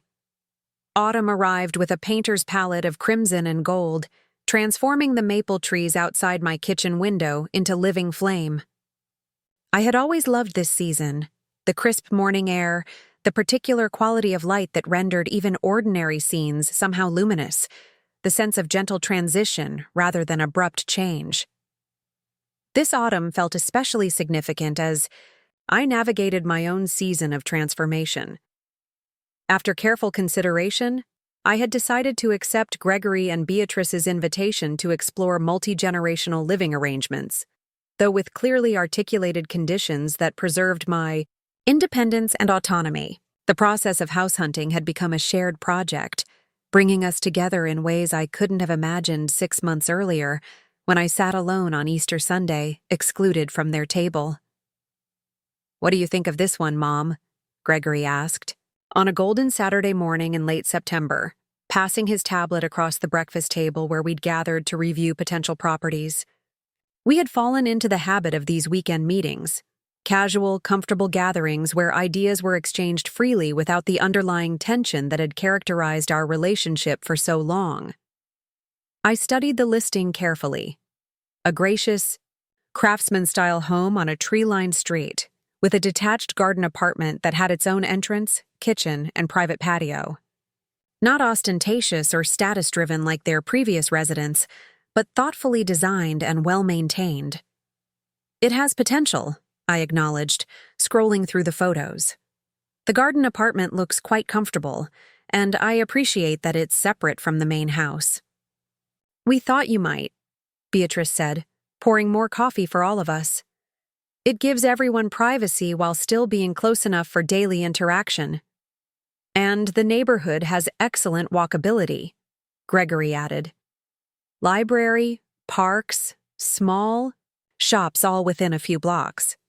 You wouldn't need to drive if you didn't want to." The consideration they'd given to my preferences, not just my basic needs but the qualities that would enhance my daily life, touched me deeply. This wasn't a matter of convenience or financial arrangement. They had truly thought about what would make me happy. "I'd like to see it," I said, returning the tablet with a smile. "It certainly ticks many boxes." "Great." Gregory's enthusiasm was genuine. "I'll set up a viewing for next week. The realtor said it just came on the market yesterday, so we should move quickly if we're interested." And as we continued discussing the practicalities, location, price range, timing, I marveled at the ease between us. The Gregory sitting across from me bore little resemblance to the entitled, demanding son who had called me on Easter Sunday to inform me I wasn't welcome at his table. This Gregory listened more than he spoke, considered perspectives beyond his own, and approached our shared project with thoughtfulness rather than assumption. Beatrice, too, had undergone a remarkable evolution. The brittle perfectionism that had defined her for so long had softened into something more authentic and grounded. Her return to part-time work had rekindled a spark in her that made her more interesting, more engaged, more genuinely present. "The children are excited about the idea of having you closer," she said as she cleared our breakfast dishes. "Alexander wants to know if you'll teach him to make your special pancakes if you live nearby." "I'd be delighted to," I replied, rising to help with the cleanup despite her protests. Though I draw the line at daily breakfast duty. We laughed together, the sound natural and unforced. These small moments of shared humor had become increasingly common, marking our gradual progression from formal politeness to genuine warmth.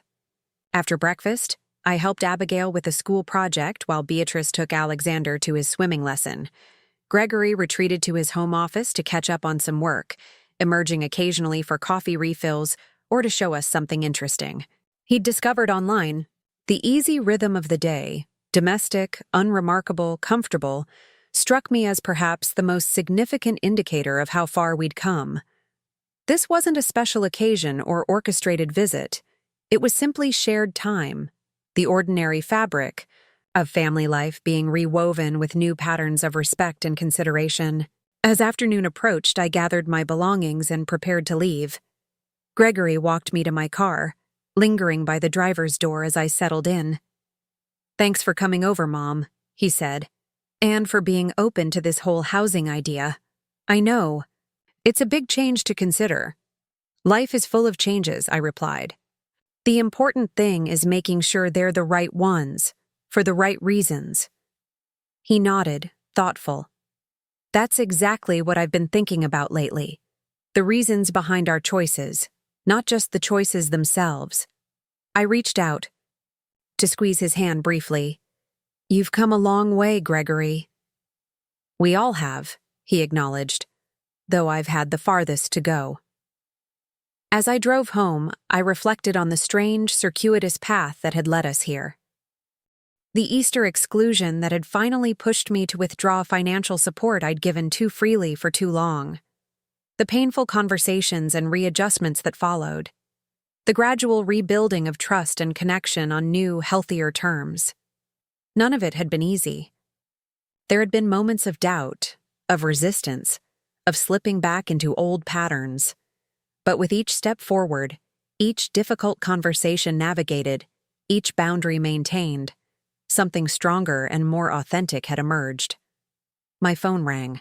As I pulled into my driveway, Robert Caldwell's name appearing on the display. My friendship with the retired history professor had deepened over the summer months, evolving from casual acquaintanceship to something more meaningful. "Eudora," he greeted me warmly when I answered. "I hope I'm not interrupting your Saturday." "Not at all," I assured him. "I've just returned from visiting Gregory and Beatrice." "Ah, the house hunting project continues," he said, recalling our previous conversations. "Any promising prospects?" "Actually, yes. We found something that might work well for everyone involved." "That's wonderful news," he said, genuine pleasure evident in his voice. "I'd love to hear about it. Perhaps over dinner tomorrow? The symphony is performing Dvořák, and I happen to have 2 tickets if you're interested." The invitation sent a pleasant flutter through my chest, not the desperate need for connection that had characterized so much of my life, but the simple joy of spending time with someone whose company I genuinely enjoyed. "That sounds lovely," I replied. "I'd be delighted to join you." After we said our goodbyes, I sat for a moment in my car, savoring the quiet contentment that had become increasingly familiar in recent months. My world had expanded in ways I couldn't have imagined when I'd sat alone on Easter Sunday, nursing my hurt and disappointment. Now my days were filled with meaningful activities, genuine connections, and relationships based on mutual respect rather than obligation or advantage. The evening with Robert the following day proved delightful. Dinner? At a charming bistro followed by the symphony performance, which was magnificent. Dvořák's music soared through the concert hall, complex and emotionally resonant, speaking to something deep within me. "You look transported," Robert observed during intermission, his eyes crinkling warmly at the corners. "Music has always affected me deeply," I admitted. "Especially live performances, where you can feel the vibrations in your very bones." "One of life's true pleasures," he agreed, "being fully present in a moment of beauty." His simple understanding, the way he saw and appreciated nuances in my responses, created a sense of being truly witnessed that I had rarely experienced. We were just 2 people enjoying each other's company, with no underlying agenda or expectation beyond the pleasure of shared experience. As he drove me home afterward, Robert mentioned a lecture series at the University on architectural preservation in historic neighborhoods. "I'm giving the opening talk next Thursday evening," he said.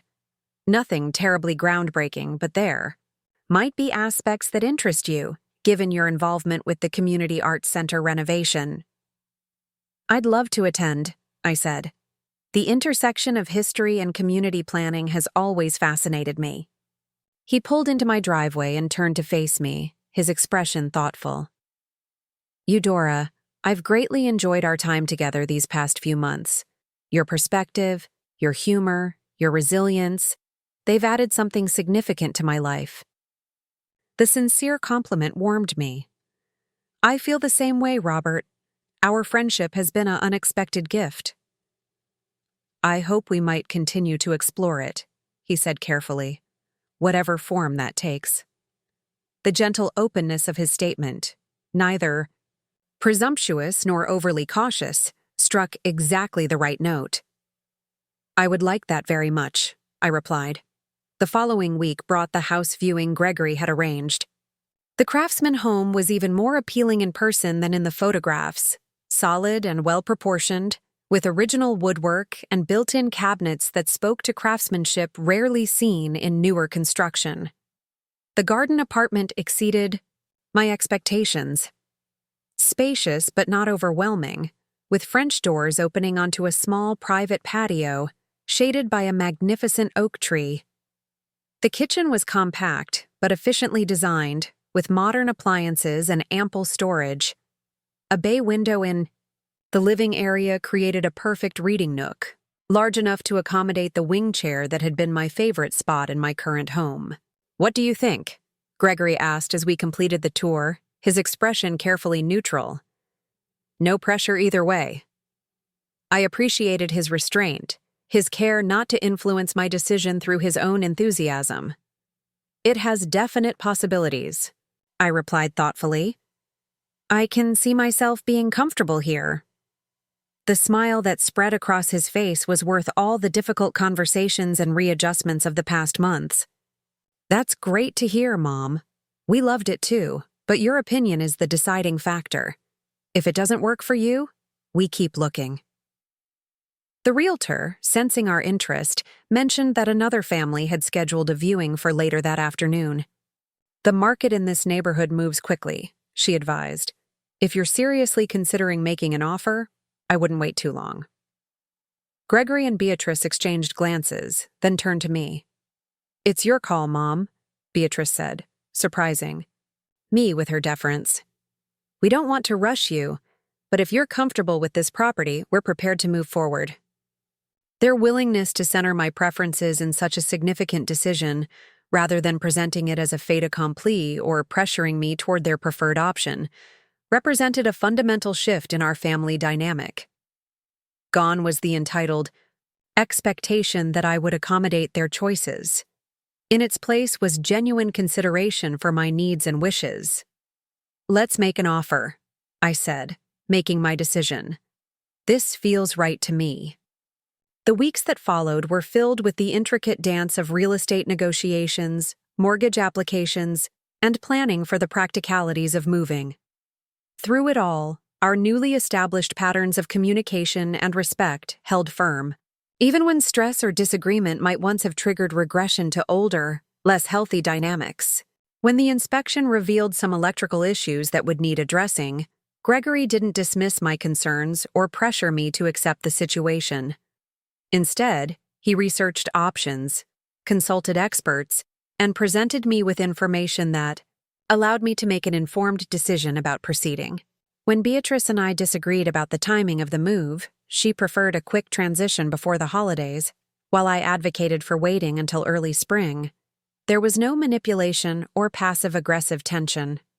We simply discussed the pros and cons openly, eventually finding a compromise that accommodated both perspectives. These day-to-day interactions, perhaps more than any grand gesture or declaration, convinced me that the changes in our relationship were genuine and sustainable.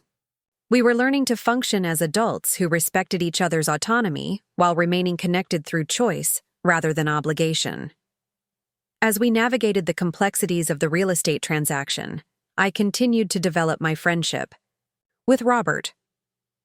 We attended lectures together, explored local historical sites, and shared meals where conversation ranged from literature to politics to personal philosophy.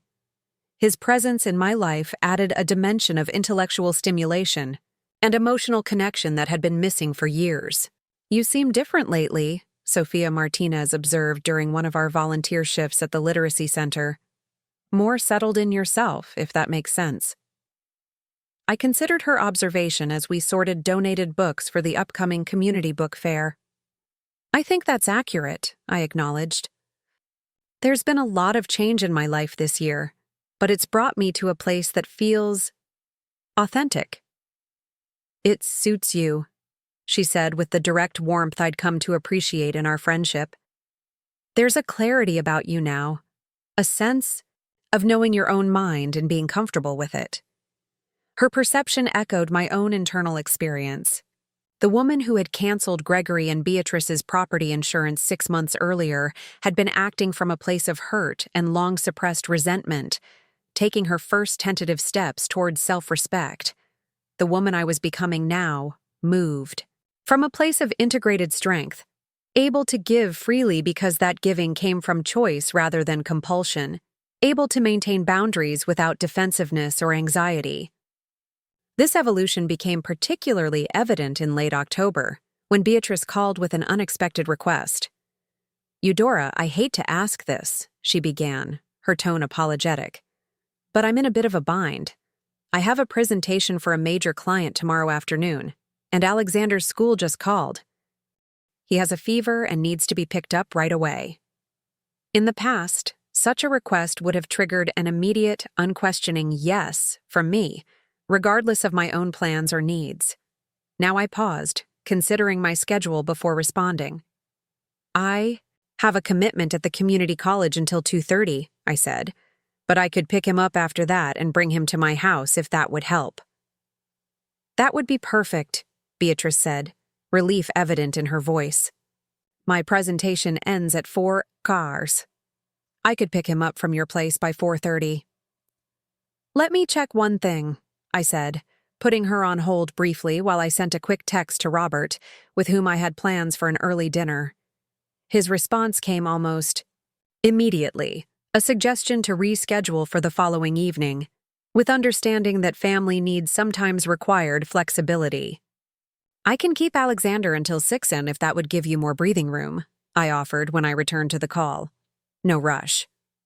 "That's incredibly generous," Beatrice said, "but 4:30 should be fine. I don't want to disrupt your entire day." "It's no disruption," I assured her. "I'm happy to help. Just let the school know I'll be there by 2:45. After we hung up, I reflected on the interaction. The request itself wasn't so different from countless others Beatrice had made over the years. But the tenor of it, the genuine reluctance to impose, the consideration for my time, the absence of entitled expectation, represented a significant shift. More importantly, my own response came from a place of choice rather than obligation. I had evaluated the request against my own needs and commitments, made adjustments that felt manageable, and offered help freely rather than automatically. The small boundary I'd established, I couldn't pick Alexander up immediately due to my own commitment, had been respected without question or manipulation. That afternoon, I collected a feverish Alexander from his school, bringing him back to my house where I settled him on the couch with his favorite stuffed dinosaur, a light blanket, and a stack of picture books. He dozed fitfully as I sat nearby, grading papers for my community college poetry workshop, occasionally stirring to ask for water or a different story. When Beatrice arrived, precisely at 4:30, respecting the agreed-upon time, she entered, with none of the breezy entitlement that would once have characterized such an interaction. "Thank you so much, Eudora," she said, genuine gratitude in her voice as she knelt beside the couch to check on Alexander. "You're a lifesaver. How's our patient doing?" "His fever's down a bit," I reported, "and he managed to drink some water and keep it down. No other symptoms besides fatigue." "Probably just a virus," Beatrice said, brushing Alexander's hair back from his forehead with a gentle hand. "But I'll call the pediatrician just to be safe." As she gathered his things, she turned to me with unexpected vulnerability in her expression. "I know I haven't always been appreciative of your help in the past. I took it for granted, expected it as my due. But I want you to know I don't see it that way anymore.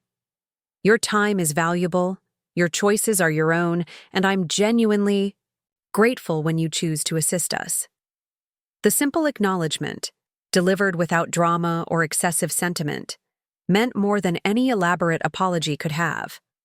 It confirmed what I'd been sensing, that the changes in our family dynamic weren't just superficial adjustments or temporary accommodations, but genuine shifts in perception and understanding. "Thank you for saying that," I replied. "It means a great deal to me." As they prepared to leave, Alexander wrapped his arms around my neck in a fierce hug despite his fatigue. "Love you, Grandma," he mumbled against my shoulder. "Thanks for the stories." "Love you too, sweet boy," I whispered. Back. "Feel better soon." Watching them drive away, I felt a deep sense of contentment settle over me. Not the resigned acceptance I'd mistaken for peace for so many years, but something more vibrant and authentic. The quiet joy of relationships that nourished rather than depleted, that honored rather than diminished. Later that evening, as I prepared for bed, my phone chimed with a text message from Gregory. "Mom, just wanted to say thank you again for helping with Alexander today. Beatrice said her presentation went well, and knowing he was with you gave her peace of mind. We appreciate you more than words can express." Such a small thing, a brief message of gratitude, yet it represented a sea change in our relationship. The son who had once taken my assistance as his birthright now recognized it as a gift freely given, worthy of acknowledgement and appreciation. I typed a simple reply. "Happy to help. Give Alexander a kiss from Grandma." Then set my phone aside, smiling softly as I turned out the light. The weeks leading up to Thanksgiving brought a flurry of activity as our real estate transaction progressed through various stages of approval and inspection. The offer had been accepted, mortgage terms negotiated, and closing date set for early December, sooner than I'd initially anticipated, but manageable with proper planning. Gregory and Beatrice approached the practical aspects of the move with consideration I wouldn't have thought possible a year earlier. They consulted me on everything from paint colors for the garden apartment to scheduling preferences for the actual moving day, always careful to present options rather than directives. "We're thinking of hiring professional packers," Gregory mentioned during one of our planning sessions. "For all of us, not just our portion. If you're comfortable with someone handling your belongings, it might make the transition smoother." "That's thoughtful," I acknowledged, touched by his consideration. "But I prefer to pack my own things, especially the more personal items. I don't mind professional help for the furniture and larger pieces, though." "That makes perfect sense," he agreed immediately, making a note. "We'll arrange for movers, but leave the packing of your personal items to you. Is there anyone you'd like to have help you? I'm happy to take some time off work, or perhaps Robert might be available." The casual mention of Robert, acknowledging his growing place in my life without making assumptions or judgments, was yet another indicator of Gregory's evolving perspective. He was seeing me not just as his mother, but as a woman with her own relationships, preferences, and autonomy. "I might ask Robert to help with some of the books," I said. "He's offered several times, and he has a good system for keeping them organized during a move." Gregory nodded, his expression warm. "He seems like a good man. I've enjoyed getting to know him at our Sunday dinners." The inclusion of Robert in our family gatherings had happened gradually, without fanfare or formal announcement. He'd simply begun joining us occasionally for Sunday meals or family outings, his quiet intelligence and gentle humor fitting comfortably into our evolving dynamic. "He is a good man," I agreed. "I value his friendship greatly." "Just friendship?"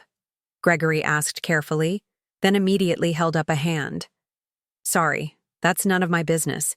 I didn't mean to pry." I smiled at his self-correction. "It's all right. Robert and I are exploring possibilities.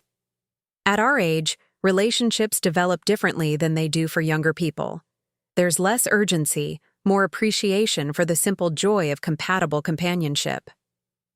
"I think that's wonderful," Gregory said sincerely. "You deserve happiness in all its forms, Mom." His genuine support, free from the jealousy or resistance that adult children sometimes exhibit when parents develop new relationships, touched me deeply. It represented yet another layer of healing in our complex familial tapestry.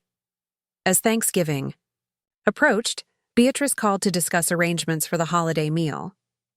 In previous years, this conversation would have been fraught with tension, her barely concealed resentment at having to include me, my anxious efforts to be useful enough to justify my presence. "We were thinking of hosting at our place," she said. "Nothing elaborate, just family. The house is still in decent shape even with the packing underway. But if you'd prefer to have it at your house one last time before the move, we're completely open to that." The genuine consideration in her voice, presenting a true choice rather than a thinly veiled directive, made me smile. "Your house would be lovely," I replied, "as long as I can bring something substantial to contribute." "Absolutely," she agreed warmly. "Your apple cranberry pie is essentially required by family law at this point. The children would stage a revolt without it." We laughed together, the sound natural and unforced, before settling into a practical discussion of timing, menu planning, and other logistics. Throughout, I was struck by the ease between us, the absence of the underlying tension that had characterized so many of our interactions over the years. "Oh, and we were wondering," Beatrice added near the end of our call, "whether you might like to invite Robert to join us? He mentioned at Sunday dinner that his daughter and her family are spending the holiday with his son-in-law's relatives in Colorado." The invitation, offered without obligation or hidden agenda, warmed me. "That's very thoughtful. I'll ask him and let you know." "Perfect," she said. "Either way is absolutely fine. We just wanted him to know he's welcome if he'd like to join us." After we hung up, I sat for a moment in my kitchen, surrounded by the early stages of packing, labeled boxes, stacks of newspaper for wrapping delicate items, lists of what should go where in the new space. The physical transition of moving mirrored the emotional and relational transitions of the past months, all set in motion by that seemingly small act of finally standing up for my own worth. I reached for my phone and dialed Robert's number, smiling as his warm voice answered on the second ring. "Eudora, what a pleasant surprise. I was just thinking about you." "Good thoughts, I hope," I teased lightly. "The very best kind," he assured me. "How are the moving preparations coming along?" We chatted about practical matters for a few minutes before I mentioned Beatrice's invitation. "They've asked if you'd like to join us for Thanksgiving dinner. I understand if you have other plans or would prefer a quiet day, but you'd be most welcome." "I'd be delighted," he replied without hesitation. Thanksgiving morning dawned with unexpected warmth for late November, golden sunlight spilling across my kitchen as I carefully assembled the ingredients for my apple cranberry pie.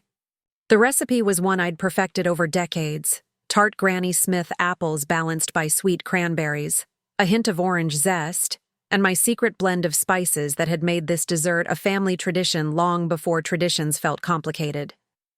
As I worked, I found myself reflecting on the extraordinary journey of the past 7 months.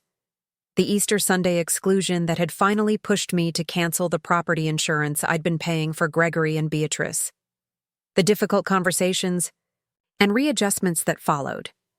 The gradual rebuilding of our relationship on healthier terms. And now, the imminent move to a shared property that would bring us physically closer while maintaining the emotional boundaries we'd all learned to respect. The doorbell rang just as I was crimping the edges of the pie crust. I wiped my hands on a kitchen towel and went to answer, finding Robert on my doorstep holding a bouquet of autumn flowers: bronze chrysanthemums, amber marigolds, and rich burgundy dahlias. "Happy Thanksgiving," he said, his smile crinkling the corners of his eyes in the way I'd grown so fond of. "I thought you might like these for the table today." "They're beautiful," I replied, accepting the bouquet with genuine pleasure. "Come in while I put them in water. The pie's almost ready for the oven." He followed me to the kitchen, comfortable in my space after months of growing friendship. "Can I help with anything?" he asked, watching as I arranged the flowers in a crystal vase that had been my mother's. "You could make coffee if you'd like," I suggested, returning to my pie. "Everything else is under control." We moved around each other with the easy rhythm of people who have found their natural choreography, neither too close nor too distant. As the coffee brewed and the pie baked, we settled at my kitchen table, the conversation flowing without effort or anxiety. "Are you nervous about today?" Robert asked, his perception as keen as always. I considered the question honestly. Not nervous exactly, but aware of how significant it is, our first major holiday since everything changed. "Between us? The first time you're joining a family gathering in this particular role."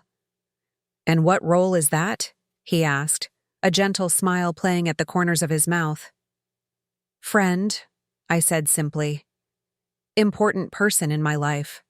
Someone who matters to me and therefore to them." He reached across the table to take my hand, his touch warm and steady. "I'm honored to be any of those things, Eudora." The oven timer chimed, interrupting the moment but not breaking it. As I removed the golden brown pie and set it on a rack to cool, I felt a deep sense of rightness settle over me. This Thanksgiving would be different from any other, not just because of external circumstances, but because I was different. More fully myself, more genuinely present, more conscious of the gift of my own company, rather than anxiously trying to earn my place at the table. We arrived at Gregory and Beatrice's home shortly before 1 o'clock, the pie carefully transported in a specialized carrier Robert had given me, to ensure its safe delivery, a matter of grave importance, as he'd put it with mock solemnity. Abigail and Alexander burst through the front door before we'd even reached the porch, their excitement uncontained. "Grandma, Mr. Robert, you're here!" Abigail exclaimed, throwing her arms around my waist while Alexander attached himself to Robert's leg, looking up at him with unabashed admiration. The children had taken to Robert immediately, drawn to his patient explanations of historical curiosities and his seemingly endless supply of fascinating stories. "We made place cards," Alexander announced proudly. "I wrote yours myself, Grandma, and Mom only helped a little bit with the spelling." "I can't wait to see them," I replied, allowing myself to be tugged into the house by eager hands, Robert following with the pie and a bottle of wine he'd selected to accompany the meal. Inside, the atmosphere was warm and inviting, casual in a way that Beatrice's previous entertaining had never been. The dining table was set simply but beautifully, with a centerpiece of autumn leaves and candles, rather than the elaborate floral arrangements she would once have considered essential. The kitchen emitted tantalizing aromas, and music played, softly in the background. "Welcome," Gregory greeted us, emerging from the kitchen with an apron tied around his waist. Another change from previous years, when kitchen duties would have been exclusively women's territory.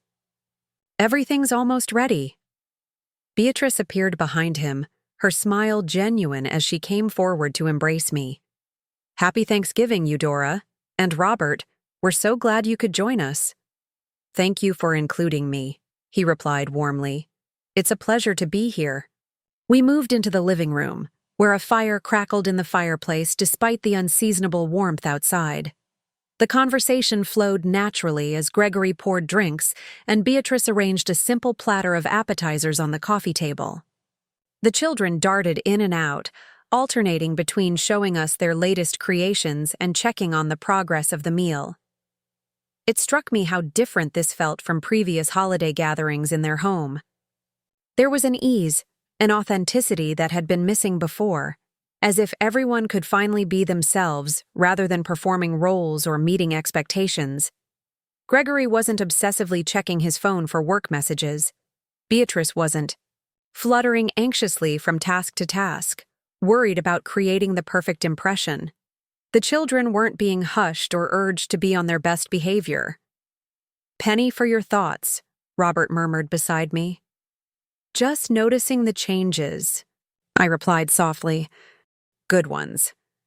He nodded, understanding without need for elaboration.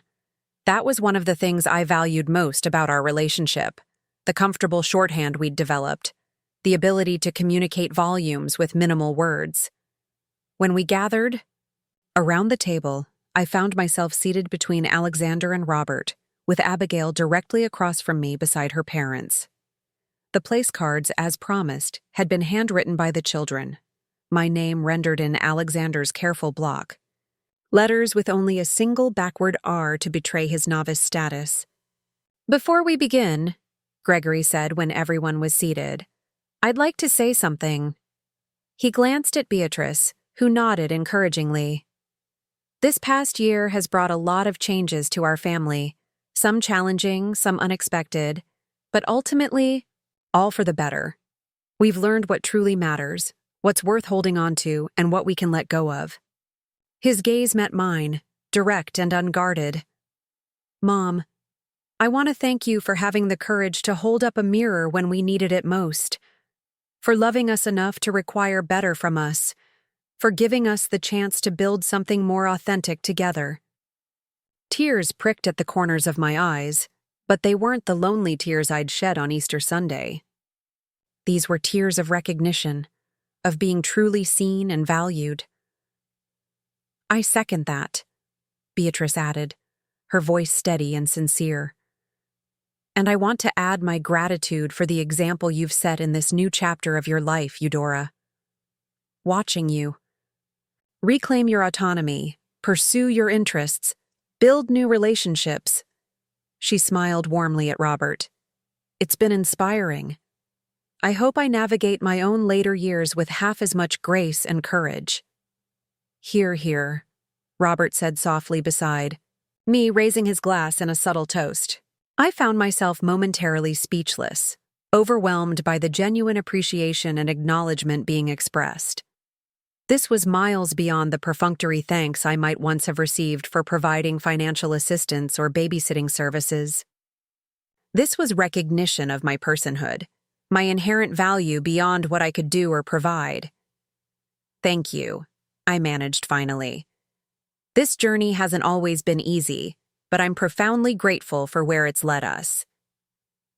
Alexander, impatient with adult sentimentality, piped up, "Can we eat now? I'm starving."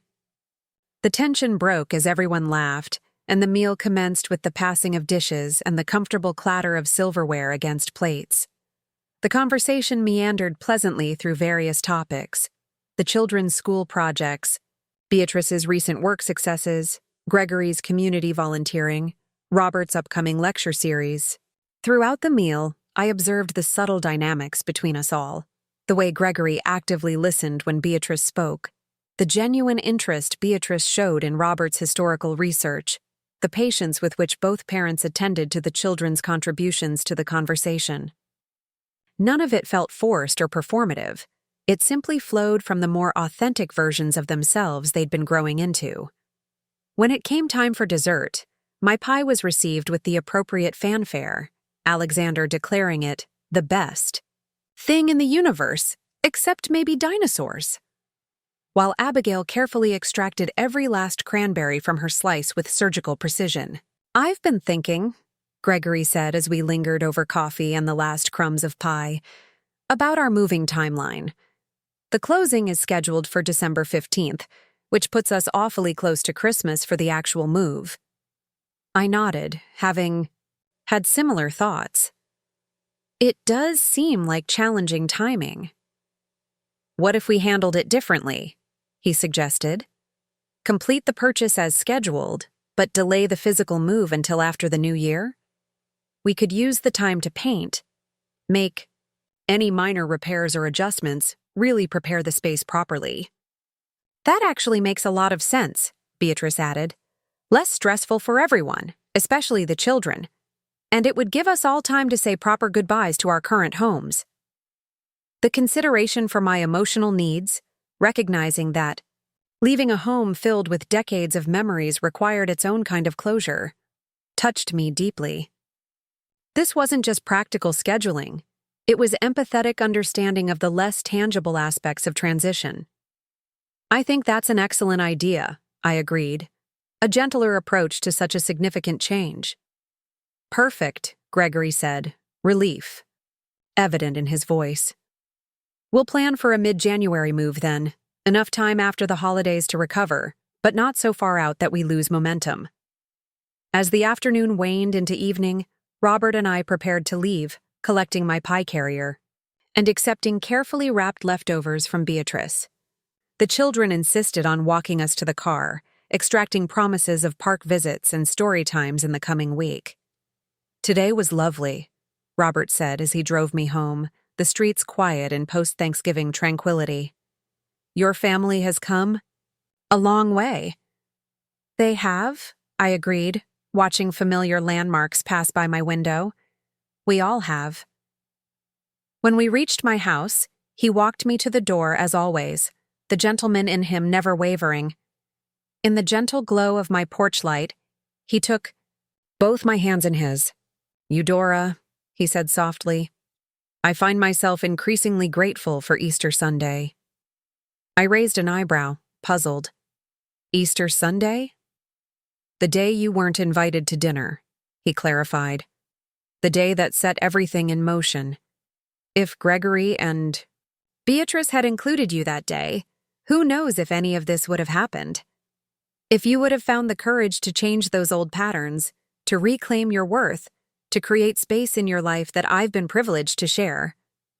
I had never considered it from that perspective, that the exclusion that had hurt me so deeply had actually been the catalyst for profound positive change. That sometimes what feels like rejection can actually be redirection toward something better. That's a remarkably generous way to view it, I said. Not generous, he corrected gently. Just historically accurate. Great transformations often begin with moments of disruption. He leaned forward to place a soft kiss on my cheek, his presence solid and comforting beside me. Good night, Eudora. Thank you for sharing your Thanksgiving with me. Thank you for being part of it, I replied. As I watched him drive away, I felt a deep sense of completion settle over me. Not an ending, but a turning of the page to a new chapter being written on healthier terms. The journey that had begun with that painful Easter exclusion had led me to places I couldn't have imagined. Not just a reconfigured relationship with my son and his family, but a reclaiming of my own personhood, my own worth beyond what I could provide for others. The simple act of saying no after years of automatic yes, of canceling that property insurance policy I'd been paying without appreciation or acknowledgement, had created ripples that transformed not just my external circumstances but my inner landscape as well. As I entered my home and closed the door behind me, I felt none of the hollow loneliness that had plagued me after previous family gatherings. Instead, I experienced a quiet contentment, a sense of being precisely where and who I was meant to be. The path forward wasn't perfect or without challenges. The upcoming move, the continued evolution of family dynamics, the unfolding potential of my relationship with Robert. But it was authentically mine, chosen rather than merely accepted.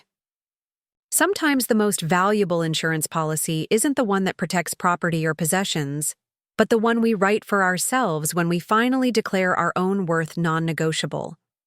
When we discover that saying no to what diminishes us creates space for yes to what truly matters. When we realize that the very thing we fear losing, connection, belonging, love, can only truly flourish when rooted in mutual respect and genuine value. And sometimes the uninvited guest at Easter dinner finds her own table, sets her own place, and discovers that the feast of an authentic life was waiting for her all along. Up next, you've got 2 more standout stories right on your screen. If this one hit the mark, you won't want to pass these up. Just click and check them out.